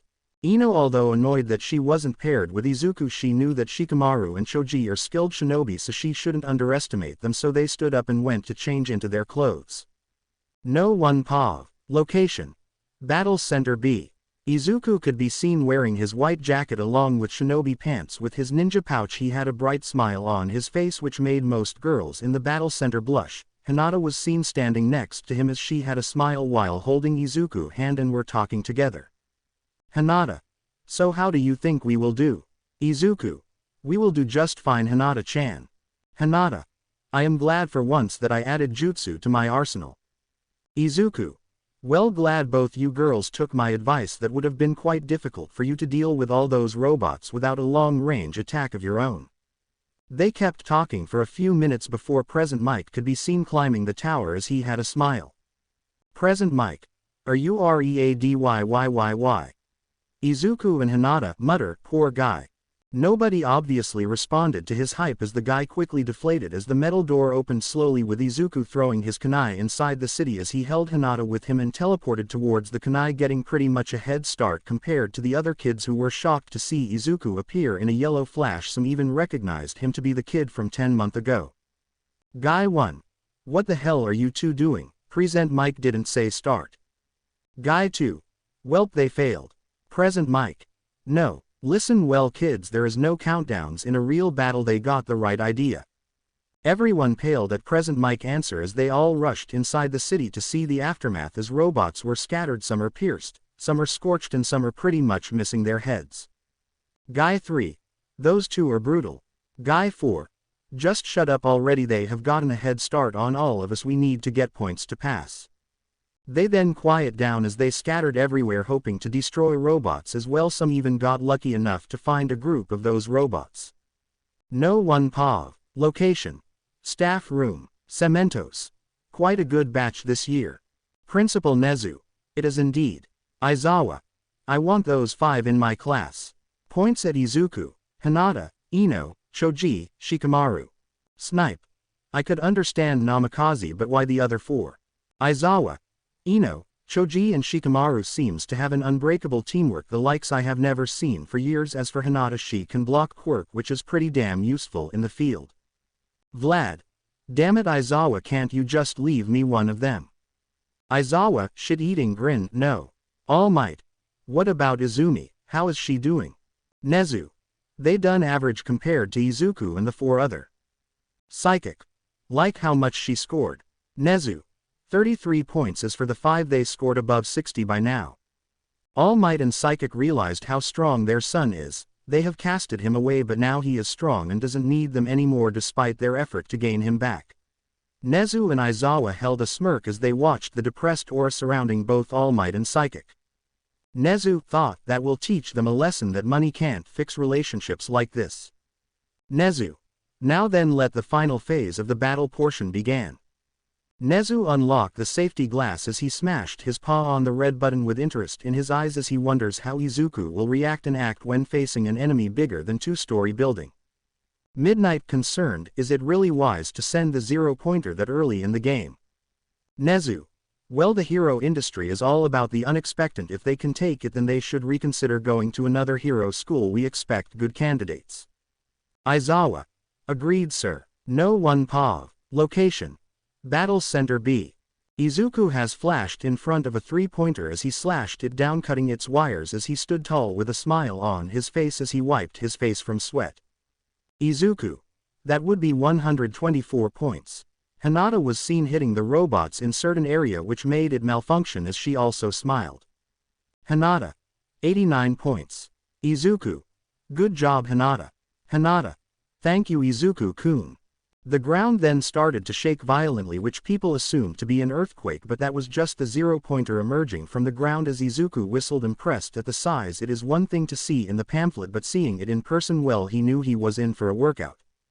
Help. Izuku looked. In front of the 0-pointer was a brown-haired girl with a permanent blush on her face, and Izuku realized that people are running past her. Not even one of them bothered to help her out. She seemed to have a rock that is on her leg. Izuku honestly felt pissed for the first time. Running away from someone who was about to be crushed doesn't deserve to be a UA student, much less a hero, so he threw his kunai next to the brown hair girl as he flashed towards her with a smile on his face which made the brown hair girl blush. Izuku. Don't worry, I am going to help you. I think I sprained my ankle. Izuku nodded with a smile as he easily lifted the rock that was blocking her leg and lifted her up on his back, piggyback, and then flashed once more towards Hinata, who nodded as she understood what to do and started performing medical ninjutsu on the girl's leg, who seems to be doing well, and thanked us. Thank you, my name is Okako Uraraka. I will go gain more points, but really thank you. Hinata. Don't mention it. Izuku then threw a kunai to the back of the zero-pointer. As he teleported towards it, he found the command box as he opened it and cut the wires which made the zero-pointer shut down. Izuku honestly planned to use giant Rasengan on it, but that will cause unnecessary damage to the buildings which he would like to avoid. No one POV. Location. Staff room. Power loader. Thank God he is the first kid in forever to not destroy my zero-pointer that costed us a lot. The other staff member was amused at Power Loader antics. They knew how much close he is to what he creates, so one of them being destroyed as a spear to his chest. Aizawa. Well, that is the more reason why those two along with the three others should be in my class. Izuku could have ended the fight using that blue sphere, but he chose to disable it because he knew it would damage the surroundings as well. That is smart, not to mention the Hyuga girl seemed to use some sort of medical quirk on top of her original quirk. Recovery girl. Well, it seems the blonde girl Yamanaka possessed the same quirk as well. Glad to have two exceptional healers in the school that would possibly help me ease my workload because I am getting really old. Nezu. Well, it's decided the 5 of them will be joining UA Class 1A under Aizawa. Aizawa gave a shit-eating grin as he was second away from giving Vlad the mighty L, but he refrained from doing so as he jumped inside his caterpillar as he knew the test is already over. Present mic. Now the match should be over by now. No one POV. Location. Battle Center B. Present mic. That test is OVERRRRR. Please head to the front of the city that you are in. Everyone started to quiet down as they have seen Izuku. Performance and how he stopped the zero-pointer without even destroying some had wasted their time destroying it, which resulted it to fall on top of some building. Those people were by now disqualified as they have endangered the city that they are in just to make themselves feel better and strong. It was really and downright pathetic. As for Power Loader, he had to be held down by the entire staff to not go down there and kill those who destroyed the zero-pointer even when it was incapacitated. Izuku. Well, the test is over. Hinata. 100 points. Izuku. 142 points. They then walked out of the battle center as the same brown-haired girl thanked them once more before they left to meet their friends. Shikamaru was seen yawning as he looked like he wanted to sleep right now. Choji was slightly bruised as his stomach rumbled from hunger. Ino looked slightly annoyed, but when seeing Izuku she jumped on him, giving him a kiss which reciprocated. Izuku. So how did you three do so far? Ino. I got around 92 points. Shikamaru. It was troublesome. Choji. I am quite hungry for a barbecue. Izuku. Smile. Well, since we all done well, how about we go for a barbecue like Choji asked. Ino. Well, I am hungry so I don't really mind. Choji. I sparkle. Really? Really? Izuku. Smile. Yes. Choji, now let's go. I think the barbecue is waiting for you to devour it. Choji out of nowhere pulled a fork and a knife as a drool came out of his mouth. Choji. Wait for me, barbecue. I was planning to say barbecue sauce with titties. For those who don't know this reference, then you are missing a lot. The 5 young shinobi headed towards a barbecue shop where they utterly destroyed with Choji appetite.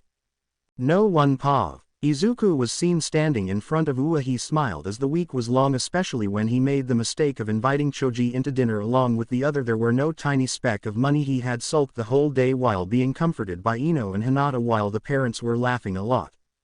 Izuku. Sigh. Here we are. Hinata. It feels surreal to have been accepted into UA of all places. Ino. I just hope we don't deal with them. Izuku smiled while patting both his girlfriend. He knew that it's a high chance to meet his former family and bullies, but that will be no reason to have him turn around and walk away. He will face the challenges head on, not to mention they have the whole staff on their side. Izuku. Well, don't worry about that. They know as much as I do that they are on thin ice. Ino. Well, as long as they don't bother us, I won't destroy their mind.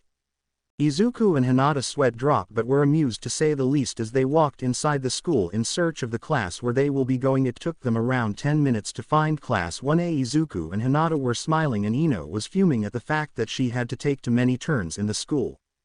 Ino. What the hell is this school a maze? Hinata. Well, I have to admit it was quite long, but I am sure he had reason. Izuku. Well, about that. Nezu likes to torture people with long halls and big doors due to his size, but let's not chit-chat for much longer since we need to get inside the class. Izuku opened the door to find his classmate. He saw Shikamaru sleeping and Choji eating chips and his tormentors, but he didn't feel anything at the moment nor care as he had friends right now. So walking inside followed by his two girlfriends, he was about to take a seat when the blue-hair kid came running towards him with Ino thinking that she will have to clobber the kid if he decided to act like a smartass, but instead the kid made a hand chop. Iida. Hello, the name Iida Tenya of Some Private Middle School. I want to apologize for my rudeness at the entrance exam. You have easily figured out the secret passage of the exam. As a student you are clearly superior than me. Hinata and Ino and Izuku sweat dropped. They can't say they expected the guy to apologize but appreciated nonetheless. Izuku smiled gently, making the girls in the class blush at the handsome guy, while Ino was slightly smug for being the one along with Hinata to date him. Izuku. Don't worry about it, the name is Izuku Namikaze. I would have loved to talk more, but I think our teacher have waited too long for us to calm down, so let's take our seats and talk it over in lunch break. The class was slightly confused as Izuku walked past Iida and sat down along with Hinata and Ino. Before anyone could ask any further question, a sleeping bag appeared and everyone was shocked. It unzipped to reveal Shota Aizawa, aka Eraserhead, as he gave a small shit-eating grin. Aizawa. Good job, Namikaze, your senses are sharp as ever. And he is right, it took you all 5 seconds to calm down. That won't do. A rational student would know better, so take this PE uniform that you received with your UA clothes and meet me outside on the field, and be quick. Izuku stood up along with Ino and Hinata and walked outside the classroom with a tired and sleepy Shikamaru following behind them with Choji, who was still munching on his chips. Obviously Aizawa gave Shikamaru a look of understanding and then Aizawa looked back towards the shocked class who still haven't processed what we're told. A frown appeared on his face. Aizawa. The hell are you waiting for, an invitation? Everyone started to move to the changing room as they all changed to the PE uniform and went to the training field with Izuku, Ino and Hinata being the first to be out with the other following behind. Aizawa. We are gonna be doing a quirk assessment test. Everyone shout quirk assessment test. Uraraka. Sad, but orientation, we are gonna miss it. Aizawa. If you really wanna make the big leagues you can't waste time on pointless ceremonies. Here at UA we are not tattered with traditions. That means I get to run my class as I see fit. You've been taking standardized tests most of your life, but you never got to use your quirk in physical exams before. The country is still trying to pretend we are all created equal by not letting those with the most power excel. It's not rational. One day the Ministry of Education will learn.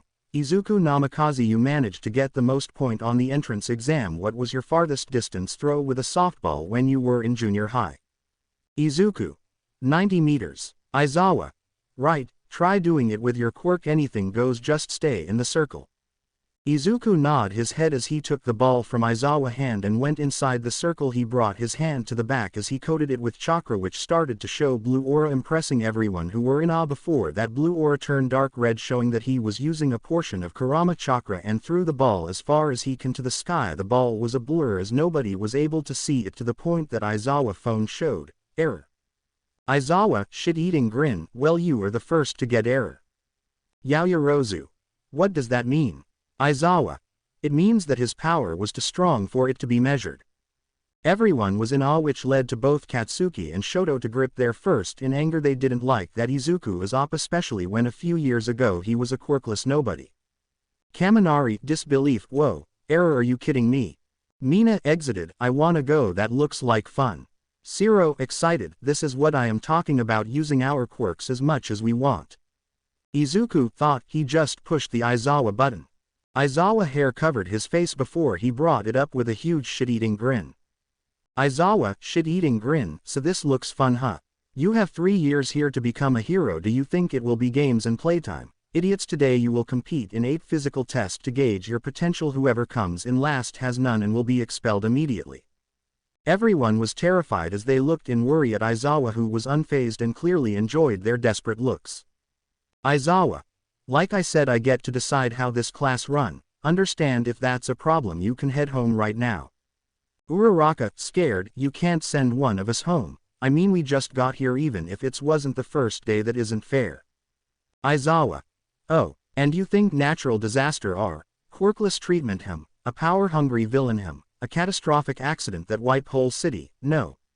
The world is full of unfairness. It's a hero's job to try to combat that unfairness. If you wanna be a pro, you are gonna have to push yourself to the brink. For the next 3 years UA will throw one terrible hardship after another at you, so go beyond plus ultra style. Show me it's no mistake that you are here. Iida then brought a water bottle and drank from it as he had his head somewhere else. Iida thought, if I don't approve of this kind of hazing, but UA is the top hero program, I have no choice. Aizawa. Now then, we just wasting time by talking, let the games begin. Time skip. The test was quite easy for Izuku, as thanks to his physical training under his father along with his flying thunder god, he was dominating most of it, like the 50-meter dash and long distance run along with jumping over sandbox E.C.T. Shikamaru was quite lazy to say the least and performed quite the average in the test. Choji did quite well for himself. Aizawa. Alright, time to give you your results. I've ranked you all from best to worst. You should probably have a good idea if you're standing already. I will just pull up the whole list. It's not worth going over each individual score. Aizawa pressed the button, revealing a holographic screen showing the result. The score was Izuku Namikaze being the first, Hinata Hyuga being second, Ino Yamanaka being third, Izumi Yagi being fourth, and Choji Akamichi being fifth place, and so on, with Shikamaru Nara being almost last place. As for Minoru Mineta, he was the last. Mineta panicked. No. I can't be expelled. I haven't got popular with the ladies yet. Aizawa. Minoru Mineta, pack your bags and leave. You have shown many times that you don't have a place in UA. Your perverted attitude is not needed in this school. Mineta was seen deflated as he walked to the changing room. Before he left the school he couldn't do anything. The girls sigh in relief as the #1 pervert is expelled and won't be harassed anymore. Aizawa. That's it, we're done for the day. Pick up a syllabus in the classroom and read it over before tomorrow morning. Everyone then started to leave towards the changing room. As they picked their syllabus and headed out of school, Izuku was seen walking towards home along with Hinata and Ino, with them bidding Shikamaru and Choji farewell, who left. Ino. Today wasn't hard. Hinata. Well, at least Mineta got expelled. I can't imagine what he could have caused if he was left unchecked. Izuku. I have to agree. No one POV. Location. 1A classroom. It is now the second day at UA. Izuku, Hinata and Ino were seen walking towards their classes as they were quite happy and were holding hand as they got inside the classroom. Of course Iida and Shikamaru and Choji was the first in the class. Iida because he was a rule follower, and Shikamaru was kicked out of his house again and is here to sleep. As for Choji, he is to accompany his friend and eat chips. Iida was reprimanding Choji for eating in class. Iida. Akamikaze, you are disrespecting the school by eating in this sacred classroom. Choji looked at him weirdly. Good morning Iida, and what do you mean by sacred? It's just a normal classroom. Izuku, amused. Good morning Iida, please calm down. Choji need to eat, it has to do something with his quirk. Iida. Good morning Namikaze-san, and I apologize Akamikaze, I didn't understand that you needed nutrition for your quirk. I will be taking my leave. Hinata and Izuku. Good morning Choji and Shikamaru. Choji. Good morning Hinata, Izuku and Ino. Shikamaru, yawn. Good morning. Ino. Did you get kicked out again? Shikamaru. Yeah, what a troublesome mother. Ino felt pity for Shikamaru as he is Nara, so he must be extremely tired from being denied sleep, but then again Shikamaru is always tired and unmotivated. Izuku and Hinata and Ino sat down as they relaxed. Shortly after, students started coming in, with present Mike coming inside with a grin plaster on his face as he pulled a green book out of nowhere. The cover said, English Grammar with Mike. The word, with Mike, was a sticker he added himself just for show. The guy is totally fun. Present Mike. Are you ready boys and girls for your first English class with your cool DJ Present Mike? Now give me a yeah. 4. Everyone stayed quiet, not even saying anything, leaving the guy to sweat drop. Izuku and Hinata and Choji, feeling bad, decided to entertain the guy to not embarrass him. Izuku and Hinata and Choji. Yeah. Everyone except Izuku girlfriend and friend looked at him weirdly as if saying, Are you serious? But what Present Mike said next made them even shocked. Present Mike. Finally someone who understands me. For that you get 10 points for your next English exams. Consider yourselves lucky, my 3 dear listeners. Everyone. What? Present Mike just ignored them with a smile, as that what they will get for ignoring him. He took a chalkboard and started to write 3 sentences on the board. Present Mike. So what if this 4 sentences contains a mistake? Everyone thought except Izuku. Girlfriends, friends, so boring. Izuku, raise hand, sentence 4 Sensei. Present Mike. Good job. Now keep it going everybody. Grammar rules. No one pav. Location. Lunch room. We could see Izuku, Hinata, Ino, Choji and Shikamaru reserving a table for the 5 of them. They don't have problems with someone being with them, but they would prefer to be with someone they know and like to talk in general. That's why when Katsumi and Shoka and Izumi tried to sit with them, but Ino rudely told them that it is reserved for the 5 of them only. Katsumi and Shoka was pissed that they don't get to be with Izuku, but would have used their quirk on her to teach her a lesson about badmouthing them, but they were on thin ice, so they grumbled while walking away. Shikamaru. At least I get to eat in silence. You really have some troublesome childhood friend. Izuku laughed. Yeah, sorry about that. Ino. Those 3 bimbos think they can just forget everything they did to you. Not a chance. Izuku. Thank you, sweetheart. Ino. No problem. Shikamaru ate his favorite food, which was mackerel cooked with miso along with sukanbu, and Hinata ate cinnamon roll while Choji just ate everything that was in the menu. Izuku could see Lunch Rush crying in a corner. Hinata. I still wonder why UA even allowed them in the first place in UA. Izuku. Just think about it, All Might and Psychic are top heroes. If they chose to kick their daughter and her friends out, All Might wouldn't want to teach at UA. That will result in a scandal if these were to reach the media, who will camp at school and maybe even start getting more physical for those who are dedicated fan for All Might and Psychic. The 4 could only shiver, with Shikamaru shivering the most out of everyone, not because of fear but mainly because of how troublesome it will get if that were to happen. Shikamaru. This is really troublesome. I wouldn't want to be annoyed first thing in the morning by angry paparazzi. Ino. Agreed. The bell rang, signifying the end of the lunch break, as the 5 stood up from their seat and headed towards their classroom. No one pav. Location. 1A classroom. Izuku was sitting in the classroom calmly as he made small talks with his group of friends and 2 girlfriends. He sighed as he knew what the next class will be with, and he was not eager to have class with them. Hinata was patting his back as she is trying to make sure he is calm and mentally prepared once more to face them, because despite trying to get rid of any hatred, he still had grudge against them. Izumi tried to make talks with Izuku about the next class and how exciting it is, but Izuku just outright ignored her, which didn't sit well with most of those who didn't know the history between them. But Izuku was distracting himself by talking with Ino and Hinata about random stuff. Their conversation was ended as a running footsteps was heard coming from the hallways before the door was opened, with both All Might and Psychic make a dramatic entrance while shouting All Might's signature phrase. All Might and Psychic. We are here, coming through the door like a hero. Izuku and Hinata mutter, this is not normal at all. Ino mutter, idiots. Shikamaru mutter, troublesome heroes. But as for the class, they had different reaction than Izuku group, as they were pretty much worshipping the 2 of them. Kaminari, whoa. I can't believe it's All Might and Psychic. Hiroshima, so he is a teacher. This year is going to be a totally awesome. Asui, hey look, is he wearing Silver Age costume? Ojiro, I am getting goosebumps, it's so retro. Both All Might and Psychic were enjoying the praise that they started to make a dramatic walk towards the podium. 4. All Might.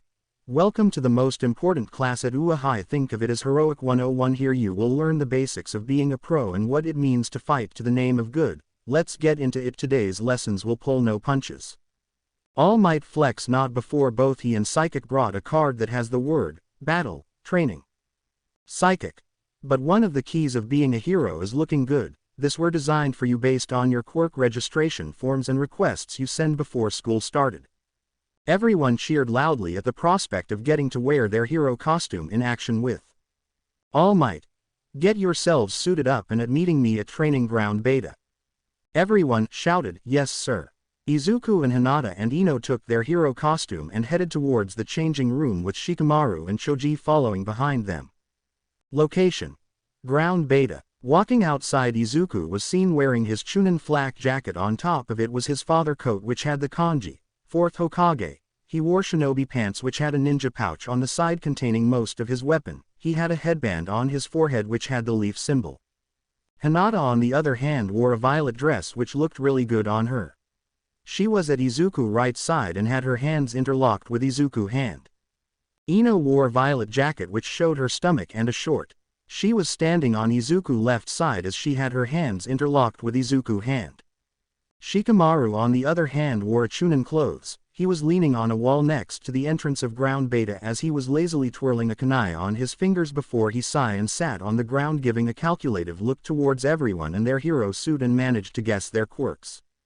Choji wore a red armor which had the Akamichi clan symbol. He wore a Chunin flak jacket on top. He had a bag of chips on his hand as he was munching on it. All Might. This is getting me all ramped up. Shall we start, you bunch of newbies? Psychic. Now that you're ready, it's time for combat training. Iida interrupt, sir. This is the fake city from our entrance exam. Does that mean we will be conducting urban battles again? All Might. Not quite. I am going to move you 2 steps ahead. Most of the villains fight you see on the news take place outside. However, statistically speaking, run-ins with the most dastardly evildoers takes indoors. Think about it: backroom deals, home invasions, secret underground lairs. Truly intelligent criminals stay hidden in the shadows. For this training exercise you will be split into teams of good guys and bad guys and fight 2 and 2 indoors battle. Suyu. Isn't that a little bit advanced? Psychic. The best training is what you get on the battlefield, but remember, you can't just punch a robot. This time you are dealing with actual people now. Iida. Will you be splitting us based on chance or comparative skills? All Might. The training exercise is an indoor battle with a hero versus villain scenario. Put in mind it will be of course 2v2. Now if they are villains they will have to secure the nuclear bomb for 15 minutes without being captured or the bomb retrieved. He can also win by defeating the heroes. Same could be said for the heroes, they win by retrieving the bomb or capturing the villain. Do you understand so far? Everyone. Yes sir. Psychic. Okay, then we will be picking teams by lot. All Might was seen holding 2 boxes. One was white and the other was black, as had a big smile on his face, and Izuku knew they were planning something. Iida. But why not pick for ourselves? Shikamaru lazily. You can't expect to team up with who you want on the field. Iida. Ah, I see. I apologize for my rudeness. Psychic. No problem. Iida. Team A. Izuku Namikaze and Izumi Yagi vs Team D. Katsuki Bakugo and Shoto Todoroki. Team B. Choji Akamichi and Shikamaru Nara vs Team E. Rikido Sato and Koji Koda. Team C. Ino Yamanaka and Hinata Hyuga vs Team F. Shoka Todoroki and Katsumi Bakugo. Izuku looked at his former parents and knew that they rigged the lot as they wanted him to be paired with Izumi so they can attempt to fix their broken relationship, which Izuku won't give them that opportunity because he doesn't want to be with them anymore. Kurama telepathically, that bastard, he rigged the lot. I swear if I wasn't sealed here I would have ripped them apart. Izuku telepathically, I am working on a seal to be able to summon you to the outside world. Don't want you locked inside the seal like this. Kurama grin, thanks Kit. Izumi was extremely happy as she looked at Izuku in hope that she would be able to prove herself to Izuku that she deserved forgiveness, but that is only a wish which will never happen, as Izuku won't forget the pain they made him go through over the years. All Might. Now Team A will be the hero while Team D will be the villain and are instructed to go inside and prepare the bomb. I will be giving the signal to start the match. Katsuki and Shoto gave a glare towards Izuku, who was not fazed in the slightest as he is going to humiliate them by finishing the match in a flash. Luckily he had marked the 2 idiots before so he could teleport to them and end the fight. Izumi. Brother, what should we plan? Katsuki and Shoto are strong after all. Izuku, fake smile, just stay here, it shouldn't take me a minute. Izumi. But you are underestimating them, so please let me help. Izuku, fake smile, do whatever you want. All Might. Begin. Izuku in a second teleported to the marking he put on both Katsuki and Shoto. He then grabbed his kunai using the blunt side, hitting them in the head, which knocked them out cold. Everyone who saw this was in pure shock. And many more. Right now Izuku had broke the record at the fastest battle training. As for Ino, she was quite smug as she wanted to rub it in both All Might, Psychic, Shoka and Katsumi face at how insignificant their brother are. All Might stutter, hero team wins. Izuku smiled. He did want to humiliate them further, but he was raised better to not go for revenge despite his dislike to them, but he did find enjoyment in their defeat as he teleported back to Izumi, who looked at him in shock as he gave her a smile. Izuku. See, it was over in a second, now let's go. Izuku didn't wait for her answer as he walked towards the observation room as people greeted him by swarming him, telling him how cool he was. How did he do that? E.C.T. All Might and Psychic were quite disappointed that it didn't go as planned, as they wanted Izuku and Izumi to bond, which will lead to Izumi asking him to let his hatred for them to go, which will lead for their family to be complete once more, but they were just delusional. All Might. So who was the MVP of the match? Momo, raise hand. I believe the MVP of the match is definitely Namikaze since he did defeat both Bakugo and Todoroki, but I am against how he didn't let his teammate help. Psychic. That is correct. Izuku, you should have let Izumi help you. Izuku. I believe you're both wrong. Momo. Mind explaining? Izuku. Quite easy really, it is always important to know that time is of the essence. I am sure Aizawa-sensei has reminded us that a lot, besides by finishing the match quickly by taking down Bakugo and Todoroki. I am not giving them a chance to use their quirk, which will lead to the destruction of the property and even important files due to their anger issues. I am just playing it smart. Momo. You are correct, excuse me for judging you quickly. Izuku. It was no problem.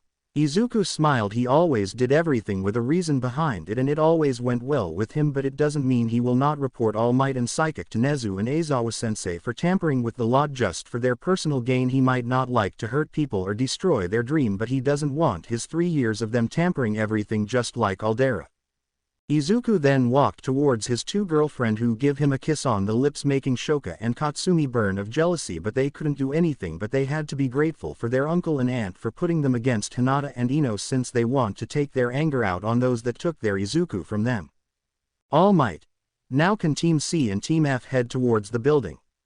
Ino and Hinata headed towards the front of the building as Shoka and Katsumi walked inside. Not before Katsumi made a slice on the neck as a way to say, I am gonna kill you. Ino could only flip her the bird while Hinata just gave them a fake smile.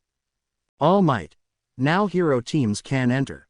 Ino and Hinata walked in and just like predicted, Katsumi was the first one to get out, but Ino just smirked as she used her mind-body switch technique, which transferred Ino consciousness inside Katsumi, who froze.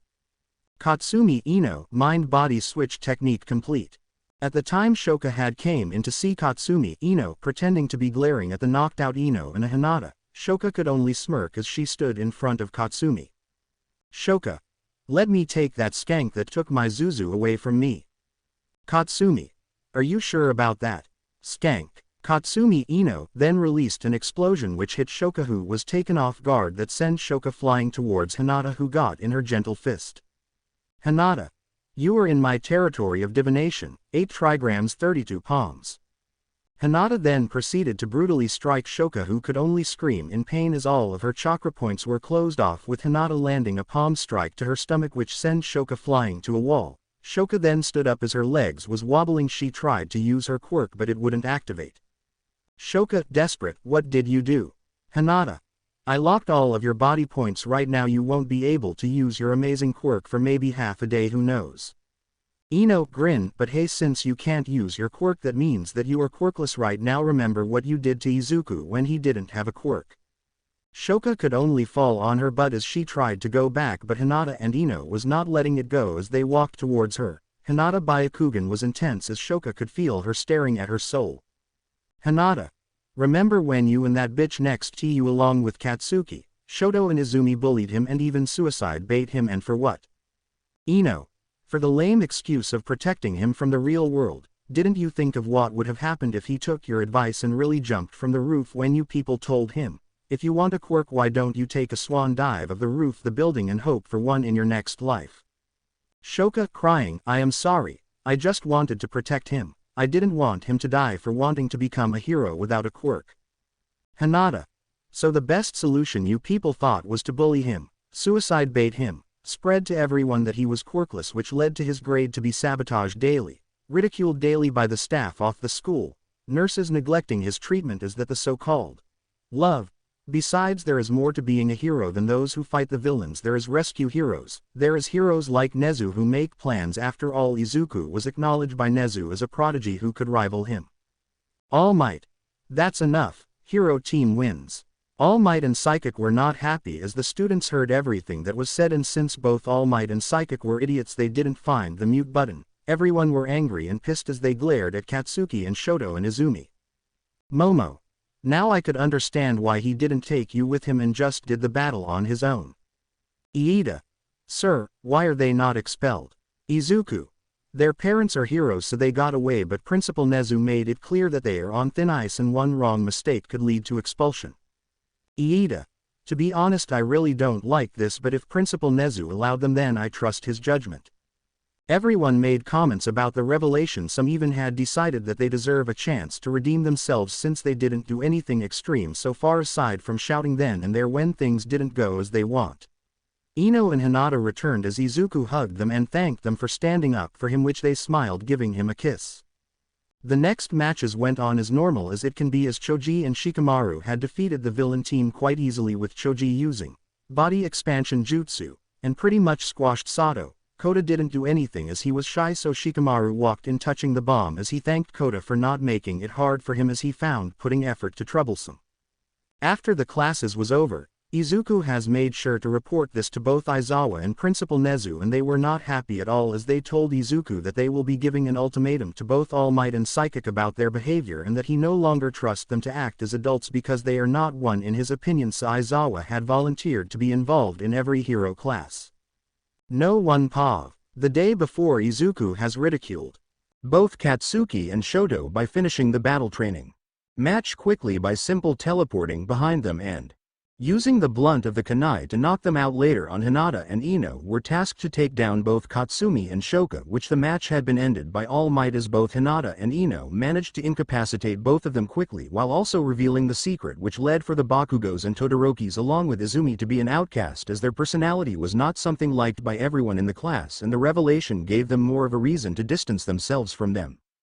Aside from that, we could see Izuku walking casually to the front of the school along with Ino and Hinata, and not to his surprise there were a group of paparazzi just outside of the gates. His hunch was right when the female reporter shoved her microphone to his face, determined to get her answers. Female reporter. Hey you blonde kid, what is it like to be so close to All Might and Psychic? Izuku. Sorry, can't tell you as it's school matter that you should take it up with the principal himself, so I suggest you reserve a meeting with the principal if you so hope to get an interview with All Might. It's much better and safer for all of us. Izuku didn't let her continue as he walked inside, followed still by Hinata and Ino, before the female reporter remembered the blonde hair and gentle smile that brought peace in everyone's heart that fateful day. Female reporter, shocked. You are the yellow flash kid from the sludge incident. All the reporter eye gleamed in happiness as they get to meet the kid who made it into the headlines of the news for his heroic action, which resulted into Izuku to sweat drop along with the girls before he decided that it was best to get inside in the safety of the school as he walked inside with them shouting for him to return. Izuku, politely, sorry, I have classes and my homeroom teacher wouldn't be pleased if I am late, so excuse me. Walking a little, he could see the smirking face of Aizawa, who had watched everything as he let out a sigh as he knew that Izuku was going to give him more trouble and as such deserved the nickname, Problem Child, from today forward. Aizawa. Good job on handling the situation, Problem Child. Ino. Sweat drop. Problem Child. Aizawa. Yeah, something tells me he is going to be a trouble magnet for the next 3 years. Izuku. Sheepishly laugh. Sorry about that. Now I think we are going to head to the classes for our homeroom classes. Aizawa nodded, leaving Izuku and Hinata and Ino to their own devices as they walked through the hallways, reaching the class door, which they opened to be met with their other classmate who seemed to be chattering with each other with the exception of a few like Choji, who was eating chips just like every day, and Shikamaru, who chose to sleep. Shortly after Naruto and the girls took their sleep, the tired teacher Aizawa walked inside the class, which made them shut down quickly as to not anger the man. Looking at the students with monotone voice, he started to talk about yesterday event, in which case the hero versus villain exercise. Aizawa. Now I want to make it clear how disappointing I am in certain people for their performance in yesterday class with that bouffon All Might. Katsuki and Shoka, for the love of God, this is a hero school, not the church where you want to marry whoever you want with force like when you claimed that Izuku was your property. Aizawa. Let's get down to business. Our first task will decide your future. Everyone tense. You all need to pick a class representative. Hearing the announcement made by the tired homeroom teacher, the class exploded into cheers as everyone raised their hands, wanting to be chosen for such a role that have so many benefits. Everyone thought, oh good, just normal school stuff. Kirishima. Throw his hand up and shout, pick me guys, I want to be class representative. Kaminari. I will take it. Jiro. Yeah, you are gonna need me. Aoyama. Someone with style. Mina, throw her hands up. Totally the right pick. The class was in chaos as everyone was shouting to get chosen for the position, although Izuku, Ino, Hinata, Choji and Shikamaru were quiet and didn't bother to participate in the childish banter. Of course, Iida had to come and shove his face into everything and act like a smart ass. Iida. Silence everyone please. The class representative's duties is to lead others. That's not just anyone can do. You must first have the trust of every student in the classroom. THERFORE. The most logical way to fill this position is democracy. We will hold an election to choose our leader. Iida then raised his hand higher as it started to shake because of how desperate he wanted to get chosen. Everyone thought, it's pretty obvious you want us to go through you. Kaminari. Is this really the best idea? Sue. We've only known each other a few days, how do we know who we can trust? Kirishima. Besides, everyone will just vote for themselves. Iida. Most people will, but that means whoever does receive multiple votes must truly be the most suitable person for the job. It's the best way, right sir? Aizawa. Do what you want as long as you don't wake me up. You have until the end of the class to decide, so make it quick. Time skip to the result of vote. Election result: Izuku Namikaze 12. Hinata Hyuga 8. Shikamaru Nara 1. Momo Yaoyorozu 4. Tenya Iida 0. Hinata. Wait, I am the vice president. Why? Momo. You are really smart, kind and caring, so why not? Izuku. I agree with Yaoyorozu here. You have the making of a leader. Hinata, like Ino, Shikamaru and Choji. Ino. Snort. Yeah. Right, Shikamaru only think about clouds and Choji only think about his stomach. If anything, the job is not even suited to them. Choji. Well, Ino is right, I don't feel myself being a leader yet. Shikamaru. Troublesome blonde. Everyone sweat drop at Shikamaru antics and wonder how he even managed to stay at UA aside from having Aizawa's sympathy, who is also a fellow lazy person. Iida. 0 votes. I feared this might happen, but I can't argue with the system I chose. Sato. While you do is best to vote for yourself, right? What were you trying to prove here, Iida? Aizawa. Woke up. Now can the class president and vice president come in front of the class? Izuku stood up along with Hinata as they walked towards the board. As they stood up and looked at the class, some were happy that they have two powerful and good leader. Even Aizawa was pleased with the outcome. He would have changed the votes if it turned out to be someone like Iida or the self-proclaimed Big Five, because none of them have the quality of a leader like both Izuku and Hinata. Aizawa. Alright, the class representative is Namikaze and his deputy is Hyuga. Izuku and Hinata then left the podium afterward after giving a thank you and sat in their place. Sue. This might not be so bad, Kirishima. Yeah, Namikaze and Hyuga are logical, after all they are strong and smart. No one Pav. Location. Cafeteria. Izuku sat in the cafeteria with Hinata, Ino, Shikamaru and Choji. They chatted together, with Shikamaru taking a whole bench to himself as he stared at the ceiling lazily, while Choji devoured anything that stand in his way, making lunch rush scream in agony once more as he had to cook very quickly to serve the hungry Akamichi. Shikamaru. It's not good as cloud gazing, but that will do. Ino. When are you going to stop being lazy and get motivated for once in your life? Shikamaru. I can be serious at times, but it really makes me tired. But I'd rather become an average hero than marry an average woman and then retire early. Izuku. Smirk. We all know, Shikamaru, that the Nara clan are cursed. Hinata. Cursed? How so? Izuku. Smirk. Well, whoever he marries into would whip him like his mother does, and he know that is true, so his so-called dream of having an average life will be far from ordinary with the Nara women. Shikamaru. Grunt. I would deny that, but everything you say is true. The conversation was halted from continuing as the school alarm rang around the whole school. Alarm. Warning, level 3 security breach. All students please evacuate the building in orderly fashion. No one POV. Location. Hallway. Izuku was not fazed in the slightest, including Shikamaru and the girls, although Hinata and Choji did panic slightly but calmed down when they have already sensed the intruder, and it was pathetic. They also knew it is the paparazzi wanting to have an interview with All Might, and that made them slightly pissed. Izuku. I really hoped they took my advice and asked for a reservation to have an interview with All Might and Psychic, but now they probably lost that chance after the stunt. Shikamaru. I agree. Hinata. Shouldn't we do something? Ino. Why bother doing that? It's really pathetic that our upperclassmen are acting like a bunch of wussies, and here I thought this was the best damn school in the country. Izuku. Well, I guess it can't be helped. I will go do something, as any injuries will result in overworking recovery girl who have her hands full already. They then watched as the students are running through each other, not caring about the anyone but themselves. Random student 1. Stop shoving so hard. Random female student. What are you doing? You are going to get us trampled. Random student 1. I said stop pushing me. Izuku. This is really getting out of hand. I feel bad for recovery girl. Hey Shikamaru, although I know this is troublesome for you, I want you to use your paralysis jutsu to freeze them in their place. Shikamaru. Troublesome Namikaze. Shikamaru then stood up as he used his clan technique to spread his shadow, which froze the students in their place. Izuku then used three-prong kunai to throw at the exit sign, flashing towards it while looking at the people that were running away like cowards. Izuku. Guys, you all need to calm down. This is just the media outside wanting for some interview with All Might and Psychic. Need me to remind you that such disgraceful act could reflect on a prestigious school such as UA.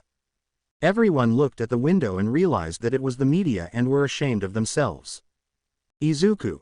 If I am being honest with all of you, I never really expected the second and third years to act like this. Though they'd be the first to check who is the intruder and lead the first years or second years on how to act, especially when you had your hero license and have experience on the field, not running through each other. Now look around you and see what your action have caused. Everyone looked around them to see a lot of injured students with swollen eyes, and those who had broken ribs, and those were knocked out on the floor. Izuku. Now that is over, I want you to take the injured and bring them to recovery girl. After that is done, head to your classes, and in absolute order. Do I make myself clear? Everyone. Yes sir. Izuku.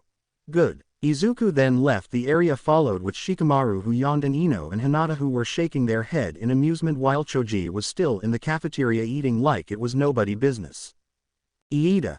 He really is a natural-born leader. Yaoyorozu. Agreed. No one POV. Location. With Aizawa. Aizawa sighs, he clearly annoyed at how he will have to deal with those lousy reporters. Female reporter. Damn it, all you have to do is give us All Might, Psychic and the Yellow Flash Kid. They are here somewhere. Male reporter. Just give us one good comment on record and we'll leave. Aizawa. I know how you people work. Give you one and you demand another. Now leave. Present mic. They are trespassing. We can use our quirk to kick them out. Aizawa. If you don't want your name dragged to the mud, I suggest you wait for the police. Luckily the police has came and dragged the reporters outside of the school ground, as present Mike cheered happily at having to get rid of the vultures. No one POV. Location. 1A classroom. Aizawa. Today's training will be a little different. You will have 3 instructors, me, All Might, Psychic, and another faculty member will be keeping tabs on you. Zero. Sir, what kind of training is this? Aizawa brought a paper that says, Rescue, lazily, as everyone stared in awe, feeling that rescue training will be badass for hero trainees such as themselves. Aizawa. Rescue, you will be dealing with natural disaster, shipwreck, stuff like that. Kaminari. Disasters, huh? Sounds like we are in for a big workout. Mina. Totally. Kirishima. Real hero stuff. This is what separates the men for the boys. I am shaking with excitement. Sue. Finally I get to show how good I am in water. Ribbit. Aizawa. Guys, I am not finished yet. What you wearing in this exercise is up to you. I know you are excited about costumes, but keep in mind that you haven't got used to any of them and they might limit your abilities. This special training is an off-campus facility, so we will be taking a bus to get there. That's all. Start getting ready. Everyone stood up as they took their hero costume and went towards the changing room to change into them. No one POV. Location. Outis de Ua. We could see Izuku and his group wearing their hero costume, or rather their shinobi clothes, as they sat far away from the other students. Izuku, seeing that it's time to move, then stepped in front. Izuku. Now then, everyone get inside the bus and sit wherever you want as long as it's in order. Iida, hand raised, shouldn't it be in seat number? Izuku. Iida, time is of the essence, as such seat numbers are not needed unless we are in the classroom. Iida. I understand, after all you are the class president. They got inside the bus as they took their seat. Aizawa was pleased greatly, especially when he saw that Iida was rule-obsessed student and he wouldn't want him to become class president. Iida of course found out that the bus had different seating than he imagined and sulked in a corner. Everyone got seated as the bus started to move to the USJ to start their training. No one pav. The bus that is carrying Class 1A and their homeroom teacher Aizawa was far from quiet, which was not a surprise as this was the third day in their first year at the prestigious high school, so we could see the students chatting in groups or just talking randomly. Izuku could be seen sitting in the middle with Ino and Hinata on both his sides as both girls were readying themselves mentally for their training, as this is not their clan training, while Izuku from the outside looked relaxed, but his muscle betrayed his look as his hand and body language was sharp, showing that he was in guard, something noticed by Aizawa. Aizawa thought, at least I have someone who is not goofing off. One day they will learn how cruel this world is. I just hope they wouldn't experience it early in their childhood like you, old friend. Aizawa thought drifted towards a tall boy of average stature with light blue, wavy hair that was swept back to flow upwards above his head, two shorter, ear-length tufts left hanging downwards to frame his face. He had impression of excitement with a large, teeth-bearing grin and semicircular, inward-tilting blue eyes that were often squeezed shut.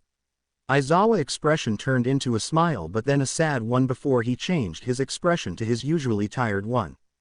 Everyone chatter broke off when Tsuyu Asui, a short girl of a relatively slender build and has notably large hands. Her appearance is rather frog-like. She has a very wide mouth, which dips down a little in the middle just like that of a common frog, and oval-shaped eyes with large, black irises, their lower eyelashes visibly pronounced, and she also demonstrates some frog-like mannerisms, such as hopping on all fours instead of running and holding herself in a way that is somewhat connotative of a frog. Her hair is a dark sea green color and is very long, reaching all the way to her waist with the ends tied together at the bottom in a large bow of hair. She has two shoulder-length clumps framing her face and shorter bangs between her eyes, some of them partially swept to each side.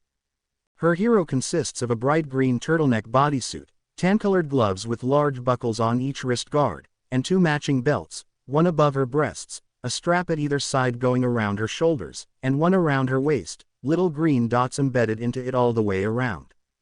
Two black lines run all the way down her suit, each framed with yellow, and she wears tight black boots with markings in the shape of a V on her thighs, green webbed flippers resembling frogs' toes on her feet.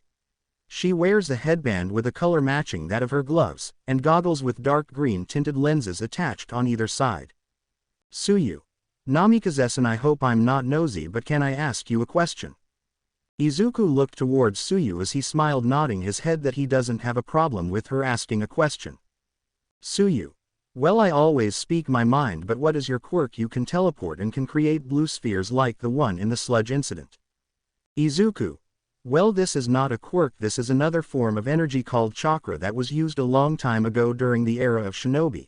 It's me manipulating my energy to do things like manipulating all form of nature like fire, wind, lighting, water, earth, yin release and yang release.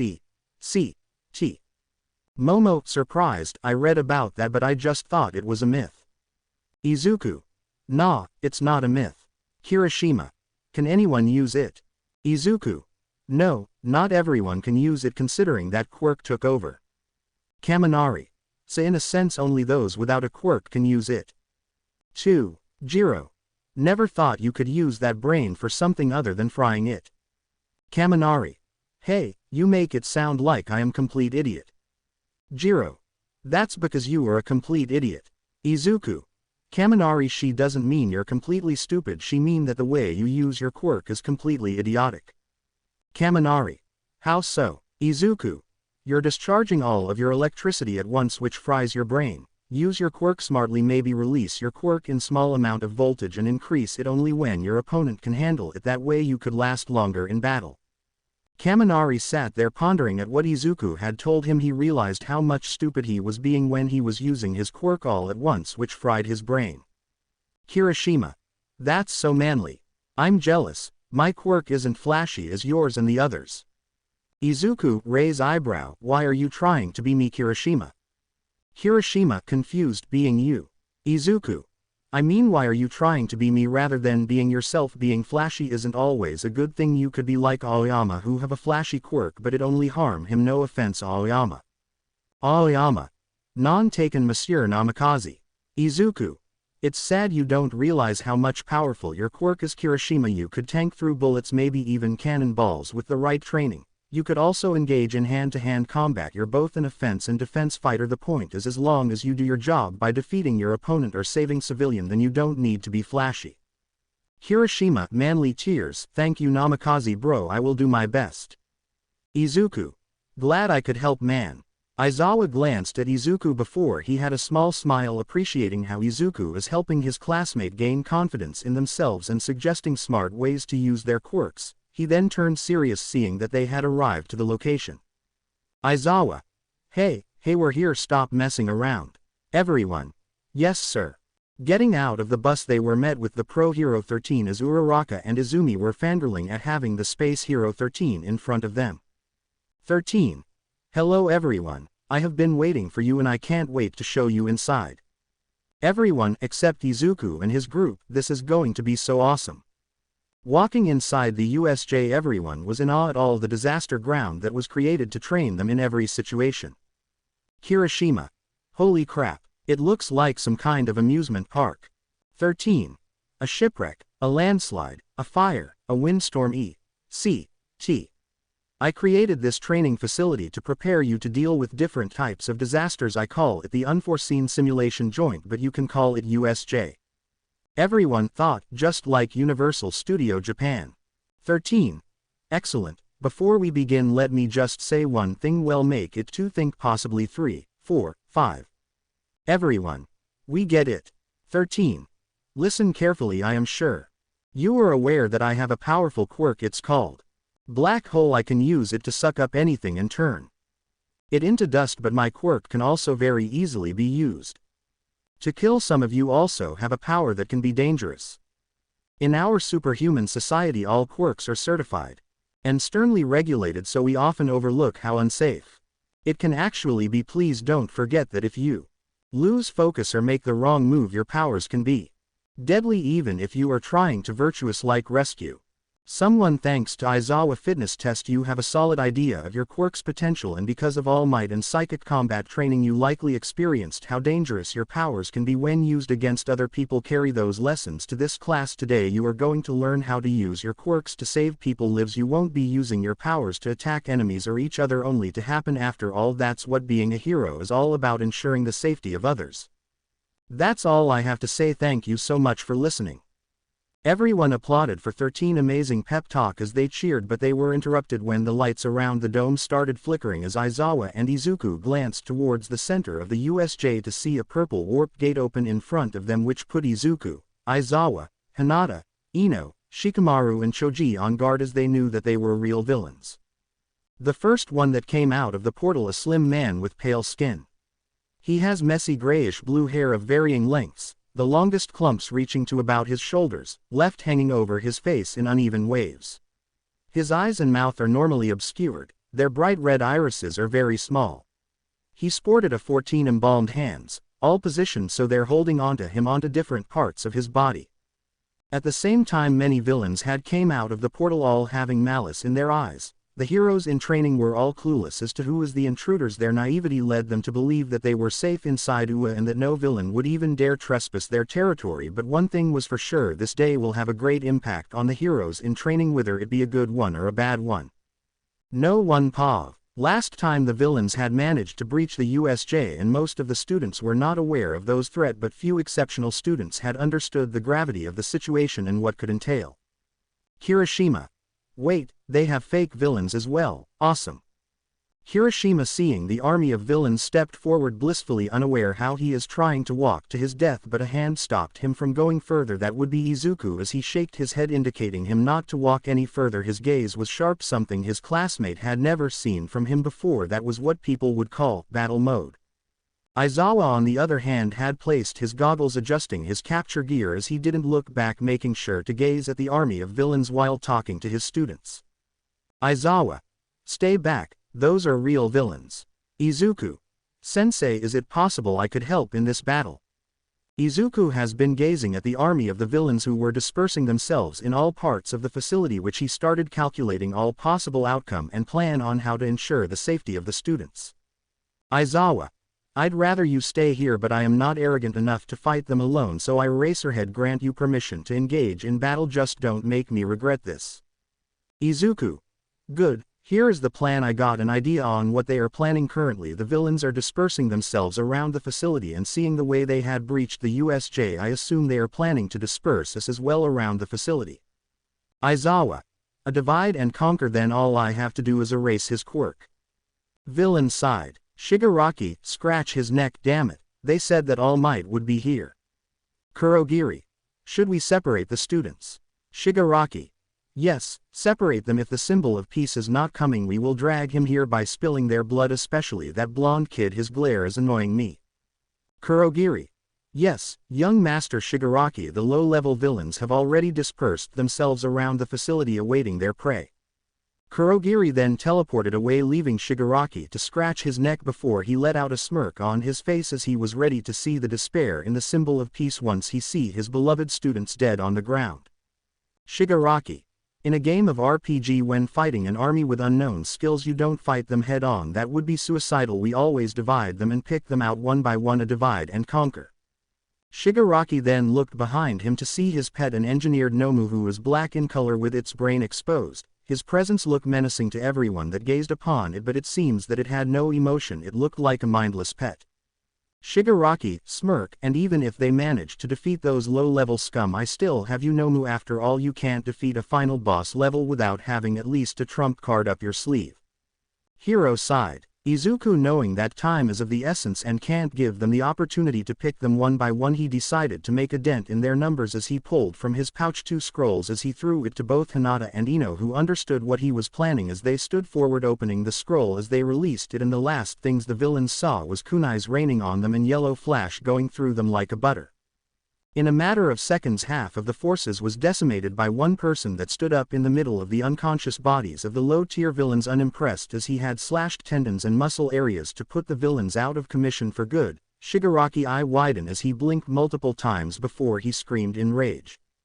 Shigaraki raged, what the hell is this? How can he defeat them all so quickly? I call cheats, ban him. Izuku. Cheats, really? You came here and attacked our school and you think that this is just some video game? 2. Someone jumped next to Izuku and he knew it was Aizawa, who was rather annoyed, and he could understand as he had realized that half of the students were separated around the USJ facility, but with him putting a dent in their force, he doesn't doubt they could handle this low-level scum. Aizawa. Good job, this will make our job easier. Izuku. What's the situation? Aizawa. Half of the students were separated around the facility, but luckily we managed to have Iida get outside to alert the staff of the attack. Kurogiri appeared next to Shigaraki, alerting him of the students being separated and the students who managed to escape, which angered Shigaraki even more than before as he scratched his neck furiously. Shigaraki. Kurogiri, if you weren't our only way out, I would have killed you right away. Kurogiri. Sorry young master, but what should we do with the child? I do remember him from the news. He was given the alias the Yellow Flash. Shigaraki stopped scratching his neck as he looked at his bioengineered Nomu, seeing as this was the perfect opportunity to get rid of Izuku once and for all, to get the attention of the final boss. Shigaraki. Nomu, attack the blonde one. Izuku was surprised when a hulking beast rushed towards him with a speed that he hadn't experienced ever since his father, and was sent flying to the staircase with a punch to the stomach which made him vomit blood. Aizawa had managed to break out of his stupor before he released his capture weapon, wrapping it around both the Nomu arms, thinking that he managed to restrain him, only to receive laughter from Shigaraki. Shigaraki. You think you can restrain my bioengineered Nomu by tying its arm? Try again. The Nomu then pulled the capture weapon towards him, which resulted in the Nomu to grab Aizawa's face before smashing it to the ground violently, which shook the plaza. Flood zone. We could see in the flood zone Ino falling in the air as she screamed slightly before she landed on the water. Realizing the situation, she started swimming up, but to her surprise and fear a shark-like villain was coming towards her at high speed with his mouth open. Shark villain. A haughty, well, don't worry, I will make your death painless, nothing too personal. Sadly for the shark villain, he was intercepted when he received a nasty kick to the face, sending him deep in the water as she wrapped her tongue around Ino's waist before pulling it with her and jumped to the boat as she placed Ino on the boat softly and Izumi as well. Ino coughed. Thank you, Sue, I didn't see that coming. Suyu. It's fine. Izumi on the other hand was having a mental crisis as she was thinking on what was said by the mist villain before she was separated. Kurogiri. I was under the impression that All Might would be teaching this class. Well, no matter, I was given order to divide you all. It was then that most of them were separated, and here she was terrified that she might lose her father. Izumi thought, they're here to kill Dad. No, they can't do that. Dad is the #1 hero, but they said they have a way to defeat him. Slap. Ino had slapped Izumi on the cheeks, leaving red imprint on it. Izumi looked both in anger and surprise at Ino, who was not really happy. Ino. Really? You're having a mental crisis at a time like this, and you were calling yourself an elite hero in training and a future #1 hero. Izumi angrily, they said they want to kill my father. Ino. So what? I might hate that douchebag All Might, but I know he is strong to be taken down easily. Beside, you make it sound like he will be fighting alone. Besides, I'm sure Izuku had everything under control. Suyu. I have to agree with Yamanaka here. Namikaze had single-handedly decimated half of their forces. Ino. Besides, those villains are not aware of our quirks. If they did, they would have placed Sue in the conflagration zone. Izumi's eye widened as she realized that they were indeed at an advantage. The villains are not aware of their quirks, and true enough, the water-type villains are remaining in water rather than going up the boat. They were hoping to get them in water and eliminate them. Izumi. So what should we do? Ino. I have a plan. The three girls regrouped as Ino started whispering her plan to both Izumi and Suyu, and despite Izumi's disdain towards the girl who stole her brother, she had to agree the plan was ingenious. As for the villains, most of them were quite patient, knowing that they will eventually have to make a move regardless. One of the villains was not patient as he created a water claw that cut the boat in half, making it start sinking. Villain 1. You fool, what do you think you're doing? Villains 2. I'm getting impatient. Ino, realizing that it was time to enact the plan she had made, she brought her hands to make a special seal as she zoomed towards Villain 2, who suddenly frozen in his place. Ino. Shinranshin no Jutsu. Villains 2. You bitch, what did you do? Yo, my body. Villain 2 suddenly found himself attacking his comrade, who were taken off guard and were sent flying away as he continued his onslaught on them, with Izumi doing the part of her plan when she realized they were planning to separate, as she used her telekinesis to group them together to make it easier for them to be taken down. Although it took a lot of mental strain, but it was worth it when Villain 2 sent one of his devastating water attack on them, making a huge blood gush out of his comrades before Ino had ordered him to knock himself out, which he did. Suyu. It was a nice planning, Yamanaka-chan. Ino, smile, thanks. Izu always told me to learn strategy, saying it would be useful when in battle. Suyu. Well, he taught you well, now let's get the shore. Suyu then wrapped her arms around both Ino and Izumi's waist as she jumped high towards the shores to watch the battle that was happening between the Nomu versus Aizawa. Ino. Where is Izu? Suyu. He is sitting there. Suyu pointed towards the staircase where a slightly injured Izuku was sitting, watching the fight between Aizawa and the Nomu, which was pretty much one-sided. Izumi. What is Big Brother doing? Ino. He is trying to determine the pattern in which whatever the freakish things can do, so he can plan around it. Also, you have no right to call him Big Brother. Mountain Zone. In the Mountain Zone we could see Hinata Hyuga, Momo Yaoyorozu, Kyoka Jiro and Denki Kaminari surrounded by small-time villains who seemed to be giving the three girls lustful gaze, which made Momo shiver slightly, while Jiro was disgusted and slightly freaked out. As for Hinata, well, she was disgusted. As for Kaminari, well, he was afraid and intimidated, which was pathetic in Jiro's eyes. Kaminari were surrounded. A villain attempted to attack them, which Jiro annoyingly kicked Kaminari towards the villain, which resulted in the villain to be defeated when Kaminari released small electricity. Jiro. Don't be a coward, Kaminari, and fight them instead of sulking. Hinata. Besides, you're not fighting alone, remember what Izu told you. Kaminari, remembering the advice he received from Izuku. In the bus his resolve was steeled as he rushed, making sure to release small burst of electricity from a small distance while Hinata was engaging in her clan taijutsu, Gentle Fist, as she mercilessly struck every villain brutally, as she knew it's either kill or get killed as the fight progressed, and it was clear who was the one winning this fight, and it would be the students who managed to outsmart the villains who were using their quirks wildly. Kaminari. Man, we made quick work of them, Jiro. Yeah, I have to admit you did better. I guess Namikaze advice had helped you. Momo. Hyuga-san, I never knew you were so good when it comes to hand-to-hand combat. Hinata. That would be my clan taijutsu, it's kind of a traditional thing to our clan. Momo nodded in understanding, but the moment they let their guard down they heard muffled scream to see Kaminari being held hostage by a villain with a skull on his face, as he looked with a smirk on his face with one of his hand was near Kaminari's face, releasing some small electricity which would short-circuit his brain if it gets released. Jiro. Angry. You bastard, let him go. Villain 4. Do you think this is game, little girl? We're villains, so playing dirt is normal. Now give up, I don't want to hurt a fellow lighting brother. The three girls nodded their head in understanding as they raised their hands up, showing that they are not planning to do anything.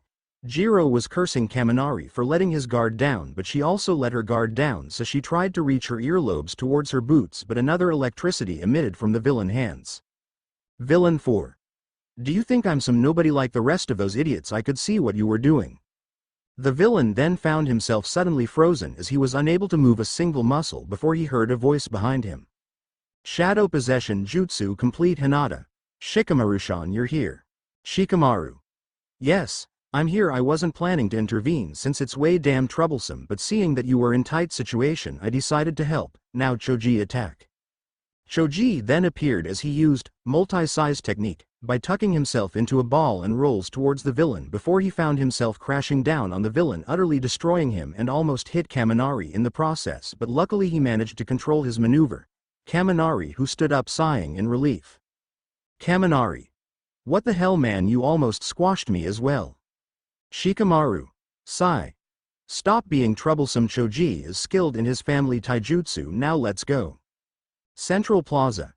Izuku was quite surprised when he was punched to the staircase. Although it hurt, it was not much to put him down as he was used to training in harsh situations, so he stood up and saw Aizawa engaging in a fight with the now identified Nomu. He knew that was the weapon created to fight All Might, so he had to play it smart, and from his appearance Izuku could determine that the Nomu is just a mindless beast that can't think for itself. The fight between Aizawa and Nomu was pretty much one-sided, as Izuku had to hold himself back from going into the fight without any information on how to defeat the mindless beast. You might think he is being cruel, but Izuku knows more than anyone that Aizawa is a pro-hero for a reason, so Izuku continued watching as he realized a lot of things about the Nomu. The first thing he noticed is that depending on the command that the so-called leader of this group give would be done to the very last word. An example is that he ordered the Nomu to simply attack him, which he did, but if the command was different like killing he would do it, so he need to use that to his advantage. The second thing he noticed is that the Nomu is the type that like to overpower. It can't think for itself as it had its own pattern of fighting, so it's a matter of outsmarting it and leading it into the trap. The third thing he noticed is that the beast had demonstrated multiple quirks, which includes super regeneration, enhanced strength, enhanced speed and shock absorption, which the leader of the group had stupidly blurted it out like it was some kind of a commercial show. The last thing Izuku had noticed about the Nomu that was obviously clear was his brain. That is correct. Despite the Nomu being a mindless beast, there is a place where that beast receive its command, because without it he would stop functioning all at once and its quirk would be useless. Izuku, having had gathered enough information, he had started going through different scenarios and approach on how to effectively defeat the Nomu without having Aizawa get caught in his attack, and that opportunity had shown itself when the Nomu went closer to Aizawa intending to lift his hair up. That's when Izuku used his Flying Thunder God to appear at the marking he placed on Aizawa before he quickly pulled multiple explosive tags, slamming it quickly on its brain before he pulled Aizawa and teleported once more away, only to watch as a large explosion appeared before the smoke settled to reveal the Nomu still standing before it fell on the ground. Its brain was utterly destroyed.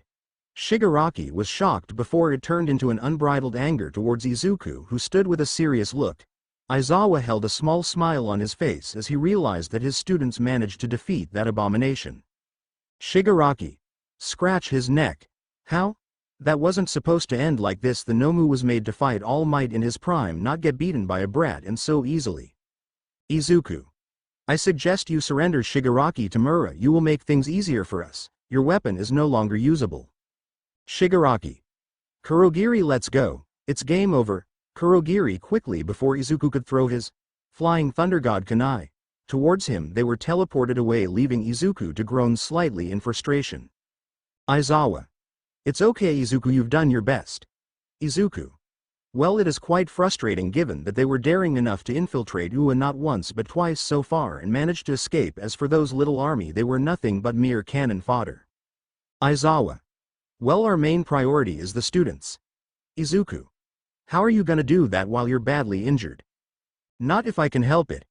Turning around, Izuku saw Ino kneeling in front of Aizawa as she brought her hand together only for her hand to turn green, showing that she was using medical ninjutsu. It wasn't at a high level or could compare to Recovery Girl, but it was enough to stabilize Aizawa's injury, who managed to sit properly as some students started to show up, having been done with the group of villains.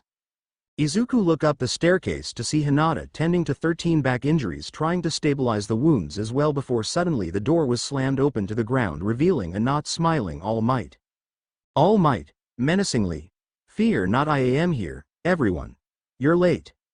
All Might was shocked at the response he received as he looked at the aftermath of the battle to see the villains were defeated by the students and a huge bird-like creature on the ground, brain destroyed. Aizawa then stood up limping on the ground as he glared hatefully towards All Might. He was having a second thought about using his quirk and exposing his skinny form as a punishment for skipping his class for some stupid interview or whatever shit he was doing. Aizawa. Growl. All Might, where were you when you were simply asked to attend a class?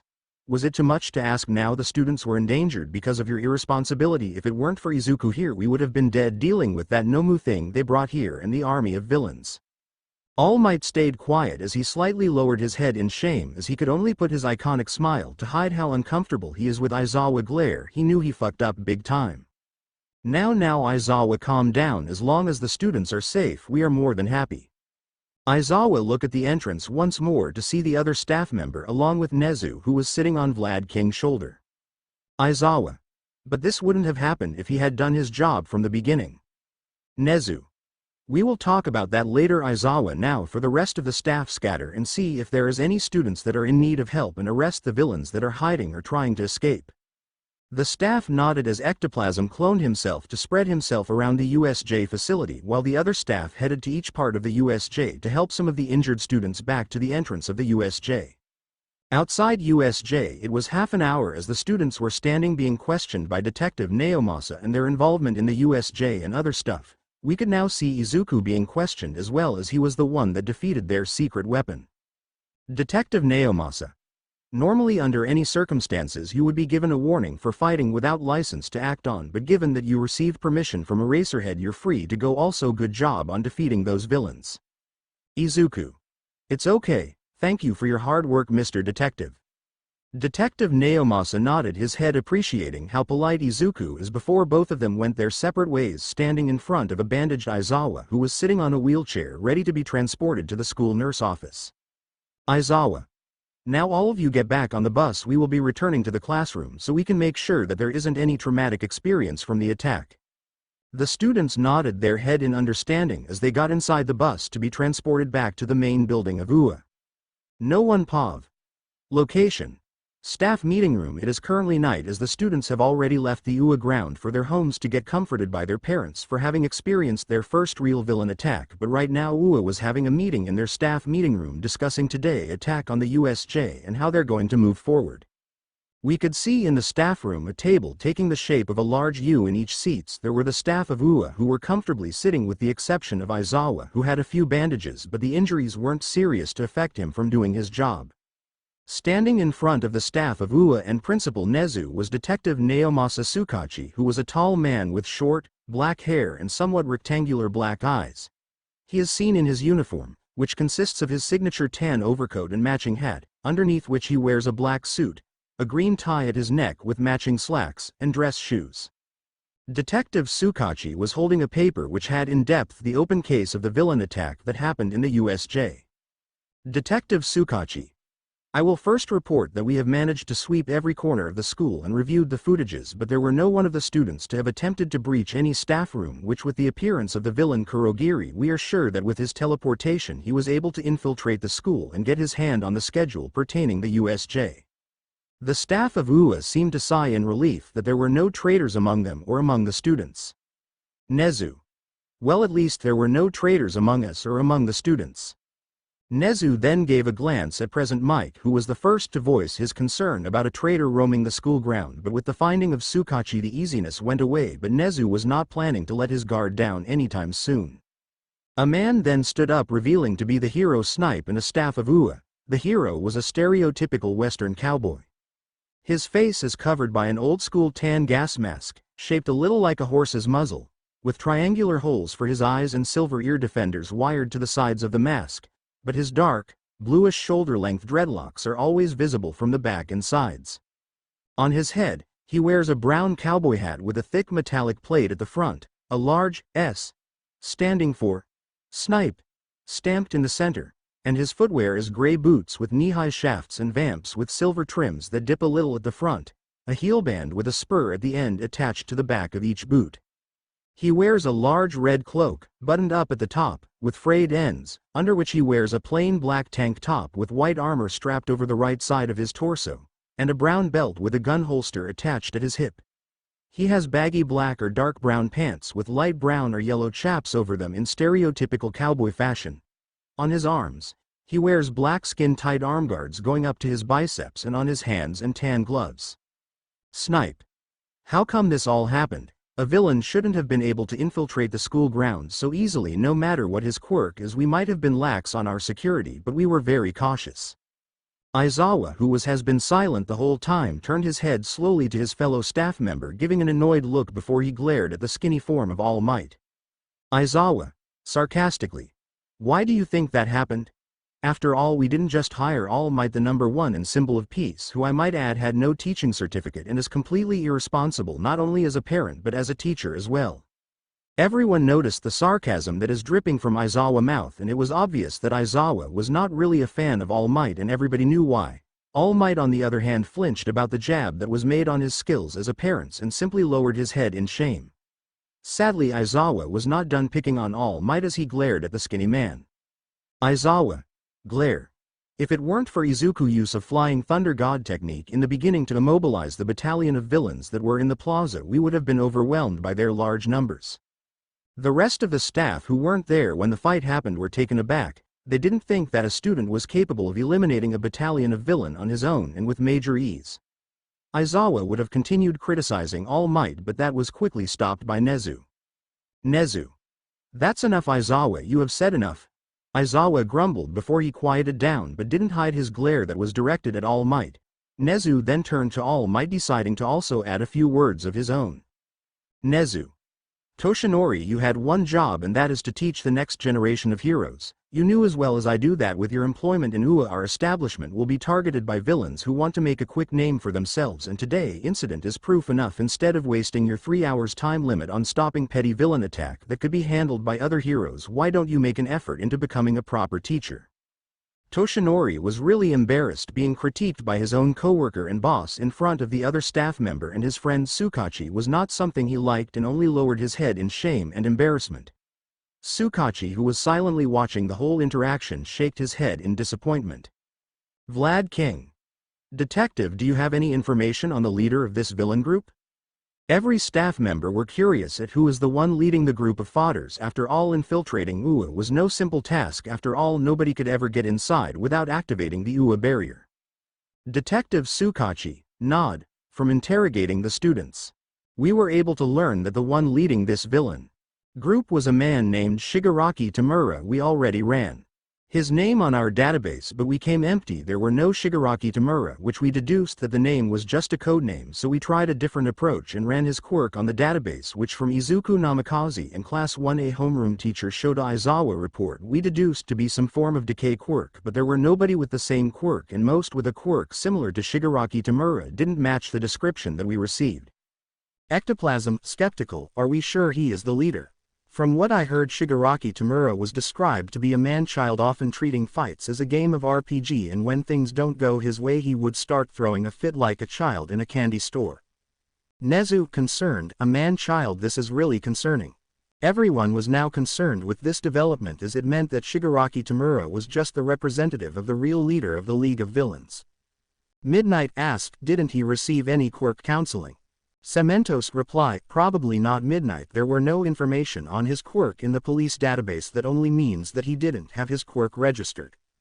Aizawa, I wouldn't underestimate him if I were you. Despite his weird quirks, he has the potential to become a dangerous leader. During the fight he is always learning and growing from the experience, so I don't think this will be our last encounter with the supposed leader Shigaraki Tamura. That disturbed a lot of the staff in the room, realizing that Shigaraki Tamura is being groomed by someone hiding in the shadows, and if they let him grow, the League of Villains will be more than just a ragtag group but a powerful organization that will threaten the hero society. Toshinori, are you implying that he is being groomed by someone else? Detective Tsukauchi, nod. That's what we came into conclusion. As of right now, the League of Villain will be treated as a dangerous group, and a full-on investigation will be launched to apprehend them before they cause any more damage than they already did today. The staff of UA seemed to nod in agreement as they realized the danger of the organization, especially with the warping villain Kurogiri, but the next concern was the abomination that was captured by the police. Present Mike. I am curious, is there any information on that monster thing they brought in the USJ? The staff of UA look at Tsukauchi, who then started shuffling through the reports he's gathered until he brought the right paper. Detective Tsukauchi, from what we gathered, the beast that was brought by Shigaraki Tamura seemed to be a bioengineered human. He was called as Nomu, created to combat All Might in his prime. Many of the staff gasp in shock at the revelation of a creature capable to combat the symbol of peace as an equal, and with All Might deteriorating health, the Nomu would have been able to kill All Might. Toshinori, shiver, scary. Present Mike, freaked out. Then how was he defeated? Detective Tsukauchi. Apparently Izuku Namikaze had engaged in a battle with the Nomu and had realized that fighting the beast in its own area of expertise was suicidal, so he chose to take a different approach to defeating it, and the plan was ingenious to say the least. Vlad King. What did he do exactly? Detective Tsukauchi. The first thing Namikaze had realized was that the Nomu had a pattern in which he moves, so it was easy for him to predict the Nomu action before he made it.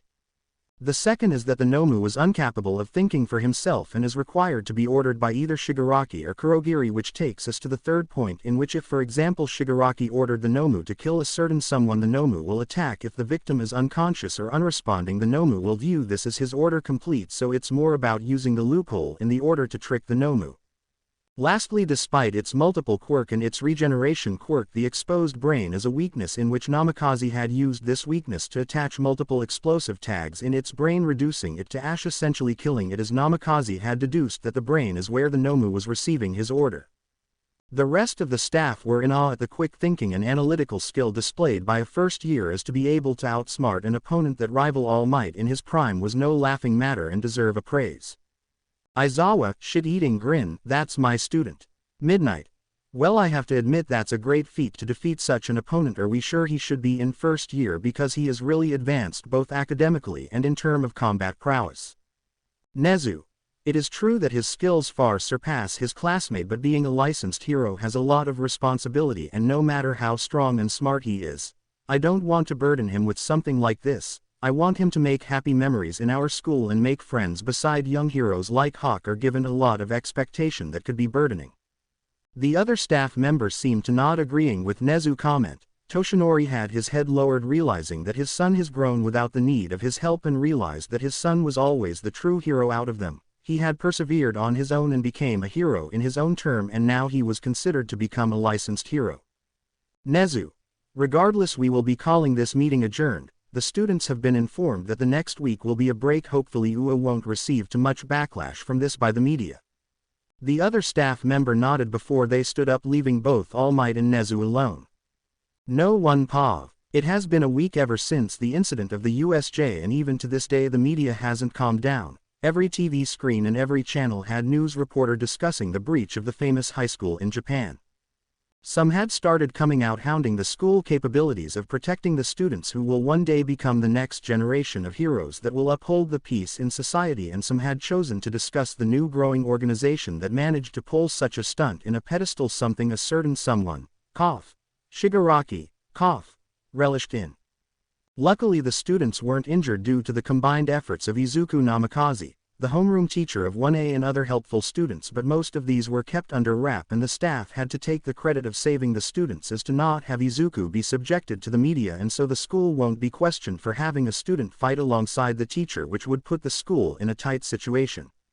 Izuku on the other hand had managed to wake up the next day of the incident refreshed, as despite the injuries he received from fighting the bioengineered Nomu, Izuku was also no ordinary shinobi hero student, as he had Kurama healing him at night, adding with recovery girl and a few touches of healing from Ino part, he was good as new.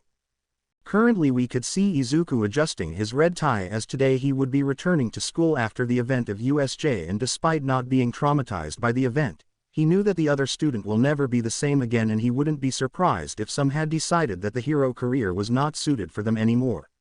Izuku then walked to the door before he sat on the ground putting his shoes on before walking out of the door. He was now facing the gate to the Namikaze estate, which both Hiyashi Hyuga and Inoichi Yamanaka had insisted in buying the land as a respect to a fellow clan head, and in a way as the home will belong to him and his family, that he will be having to restore chakra into the world along with the Namikaze clan. Izuku then pulled the phone and had started taking into reading Hero newspaper, in which it featured the important events of today. Having had been updated, he then pocketed his phone in his pocket and took to running to the roof of the building. He didn't really care that he could be seen, but if what he fears is correct, then it's best to be in the safety of the school, and after 10 minutes of running his fear was confirmed. Standing in front of the gates of UA was the same news reporter. Apparently the news reporter have taken into camping outside the school with the tent and bus that were parked outside. He knew that the news reporter are getting restless with the topic of All Might being a teacher along with his wife, and the now incident of USJ that had caused an uproar around Japan. It was obvious that the students who made it early were subjected to harassment by the reporters, who this time around refused to take a no for an answer. Izuku then walked to the gates warily, and it was obvious that the harassed student was let go when the situation got hopeless, and they had taken interest in Izuku, who was at one point popular in the social media for his heroic action, and this time around they believed that he would be kind enough to divulge some information to satisfy their curiosity. News reporter 1. Yellow Flash, could you please tell us what is your opinion regarding the USJ incident? Izuku then thought for a few seconds. He knew that the question was an innocent one and didn't require to divulge too much information on the school, so he decided to entertain them. Izuku. The villain attack on the USJ was unexpected, but the staff at UA had proven to us students how capable they were in handling the situation and protecting us students. Izuku was ready to walk away, but a female news reporter was the one to pop next, wanting to also ask her own question. Female news reporter. Could you please tell us why the villain had attacked that day? Izuku looked at the female reporter before he decided to give a vague response that won't worsen the reputation of the school but instead boost it. Izuku. Their target was All Might, but you have nothing to worry about. The staff at UA were able to handle the situation without the intervention of the symbol of peace. UA is the safest school right now, and the teacher are capable of adapting to unexpected situation, and I know that this incident is giving us room for improvement, and despite how terrible the incident was, we were able to watch our teachers in action and learn more about what we are expected to perform once we graduate from UA. Now please excuse me, I have classes that I need to attend. Izuku then walked away, leaving a satisfied crowd of reporters who were giving their own report to their channel. Walking inside the school, he was greeted by some of the staff who gave a nod of appreciation to Izuku for handling the situation much better and managed to calm them down by giving vague answers. Aizawa. Good job for handling the situation, problem child. Izuku. Thank you, Aizawa-sensei. Aizawa nodded his head as Izuku walked past him to Class 1A. After a few minutes of maneuvering the long hallways of UA, he found the door of the classroom. He let out a sigh before he slid open the door, revealing Class 1A students, but surprisingly they were talking in a sense of normalcy, showing that the event hadn't affected them negatively. Obviously, the moment he walked in the classroom, the attention was on him as multiple students surrounded Izuku, congratulating him for his bravery in the USJ. Hiroshima, manly tears. Namikaze bro, that was so manly what you did at the beginning. Toru nodded enthusiastically, agreed. You were like Wushin Pa. Toru was punching the air and making slashing movements with her hands showing how excited she was. Kaminari. I didn't really think that your quirk had such a capabilities, being able to teleport from place to place and defeating half of the villains. Why can't I do that as well? The other would have continued ranting, but they stopped when they saw Iida walking and stopped in front of Izuku before he bowed his head along with Momo, who followed his example, making Izuku quite embarrassed. Iida, I would like to take this time to express our gratitude towards your action in the USJ. Without your contribution and amazing leadership, we would have been in a rather unfavorable situation. Yaoyorozu nod. It's a shame that the staff took the credit for you defeating the Nomu. Izuku, embarrassed. Thanks guys, but you're giving me way too much credit here. The right word to say is that all of us survived together and proved to the villains why we're chosen to become students in the #1 hero school in Japan, and besides, it was my duty as the class president to protect and maintain order in the class, and I am really glad everybody is doing well both physically and mentally. Everyone was taken aback that Izuku has brushed off his achievement and displayed selflessness and worry towards his classmate, which made everyone feel relieved that their class president doesn't have an ego the size of a skyscraper. Cough. Bakugo. Cough. Iida, Bo, you're the perfect example of how an exemplary student should be. Yaoyorozu add, we also have decided to get stronger so we don't burden you. The rest of the class had nodded, while few had reluctantly nodded that being a hero is no laughing matter and that the USJ incident was an eye-opener. Before Izuku could retort, the door was slid open, revealing Aizawa. Aizawa, now keep your gratitude for the end of the class, but right now we have better things to do, so take your seats. The rest of the class quickly dispersed, taking their own seat as Aizawa walked towards the podium, observing and analyzing the students, but so far there is only minor fear, which is understandable, but he was proud of his students for tackling the challenge and coming out of it much better than he expected. Aizawa, first before we start the class, one would like to express how pleased I am with all of you for tackling the challenge that is the USJ, more so Namikaze, who had contributed a lot during the fight. The class started cheering loudly as Aizawa was not one to praise and they were feeling a little proud of themselves. Suddenly they realized that their quirks were erased, revealing Aizawa, who had activated his quirk. Aizawa, just because I praised you doesn't mean that anything would change between us, so don't let it get to your heads, because even though you had survived, some of you could have done better than this and some of you acted childishly. That's why the staff are planning to increase your training so something like this would never repeat again. The class became silent as some of those who had acted cowardly or childishly slightly lowered their head in shame for their action. Aizawa, because your fight is not over. Just as the class became silent, majority of the class went into uproar and even panic by the implication of their homeroom sensei. As for Aizawa, he was relishing in being able to instill fear by his vague answers. Aizawa, I am talking about the sports festival, you dimwits. Everyone cheered. That's a normal school event. Aizawa then activated his quirk once more, calming them down quickly, but some few had started commenting on the school event. Jiro worried, is it wise to have the sports festival after being attacked by villains? It wasn't only Jiro that felt the same way, a lot of people were also concerned by Ua brushing off the USJ incident and resuming school events. Aizawa, just because some villain group decided to attack our school doesn't mean we should give them the satisfaction of canceling one of the most important school event, but this time around the security will be doubled, maybe even tripled, and there will be other pro heroes attending, so your safety is the least of your concern. The class sighed in relief that the security was upgraded to keep them safe, so they quieted down, letting their teacher continue with his speech. Aizawa, for those who don't know what the sports festival is, which I doubt there will be any who haven't heard about it, it's an event that takes place in the school stadium every year where you as students will display your power to the public and heroes. It's us preparing you for your future and your internship, which will be discussed in detail after the sports festival. Yaoyorozu, I had heard about the sports festival. We only have 3 years to prove our worth to the pro heroes that are going to attend. If we impress them enough, we could later become their sidekicks or also improve our chances to open our own agency once we graduate.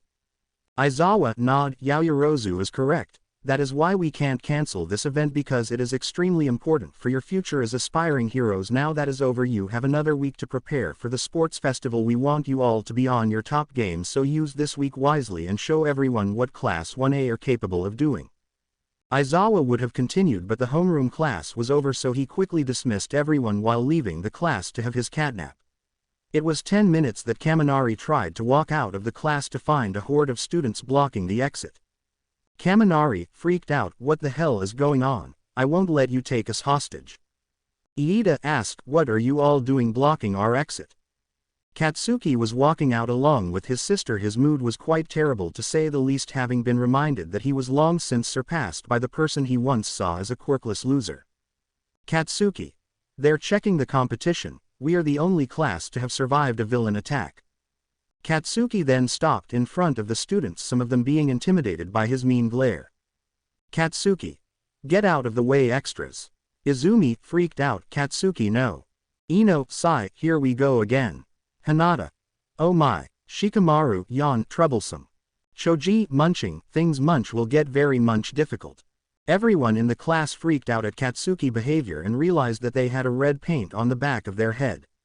Among the crowd of students, a young man with messy, indigo-colored hair that flares out in large tufts around his head and notably straight teeth. His eyes are purple with white pupils, and are thin and somewhat triangular in shape, pointing downward, with no visible eyelashes that is currently half-closed, along with a very dark eye bags underneath them. "Is everyone in Class 1A like this?" Izuku walked forward before Katsuki could further worsen the situation and neck-chopped him, dropping him like a sack of potatoes on the ground. Izuku, kind smile, "I am sorry about him. I am Izuku Namikaze and the class president of Class 1A. How can we help you all?" The girls that were among the crowd found themselves quickly blushing at the charming smile. Shinso. "Well, at least not all of Class 1A are arrogant ass. I just simply came here to see what was all the hype about your class, but I don't see what's special about all of you." Shiro, shout, "Hey, that was uncalled for." Izuku raised his head, shutting down Shiro and any other of his classmates who would have retorted and caused a conflict. Izuku, kind smile, "You're right, we're not special, we're just students who had managed to survive a villain attack. There is nothing here to brag about. I'm just glad that we all came back relatively unharmed. That is what matters to me now. Could you all please not block the exit? Some of us want to prepare for the sports festival." Some of the students blocking the exit had dispersed, leaving a road for the rest of Class 1A to walk freely, but Hitoshi was not done. While Izuku was walking, he decided to add a few last words. "Shinso. Just so you know, this sports festival is an opportunity to all of us from General Department and those were unfortunate to not make it into the hero course to be able to join the hero course and eventually you could be replaced. What I am saying is that this is a declaration of war. I intend to win this and become a hero." Izuku, who was walking, halted in his steps before he looked back at Hitoshi with a smile on his face. Izuku. "Sure. I will be looking forward for it. After all, actions speak louder than words. So are you capable of backing your words? That we will have to find out in a week, so you better train well." Class 1A president is so manly. Hiroshima, manly tears, agreed. Izuku walked away with both Hinata and Ino, unaware that Izuku had caught the attention of two powerful ladies. "He is interesting and is quite hot." Agreed, but let's see what he is capable of doing in the sports festival. Datbane. With that, everyone has left to their home, determined to prove their worth in the upcoming sports festival. The end. I hope you guys enjoyed this video and make sure to like and subscribe to the channel. Now we will see you in the next video.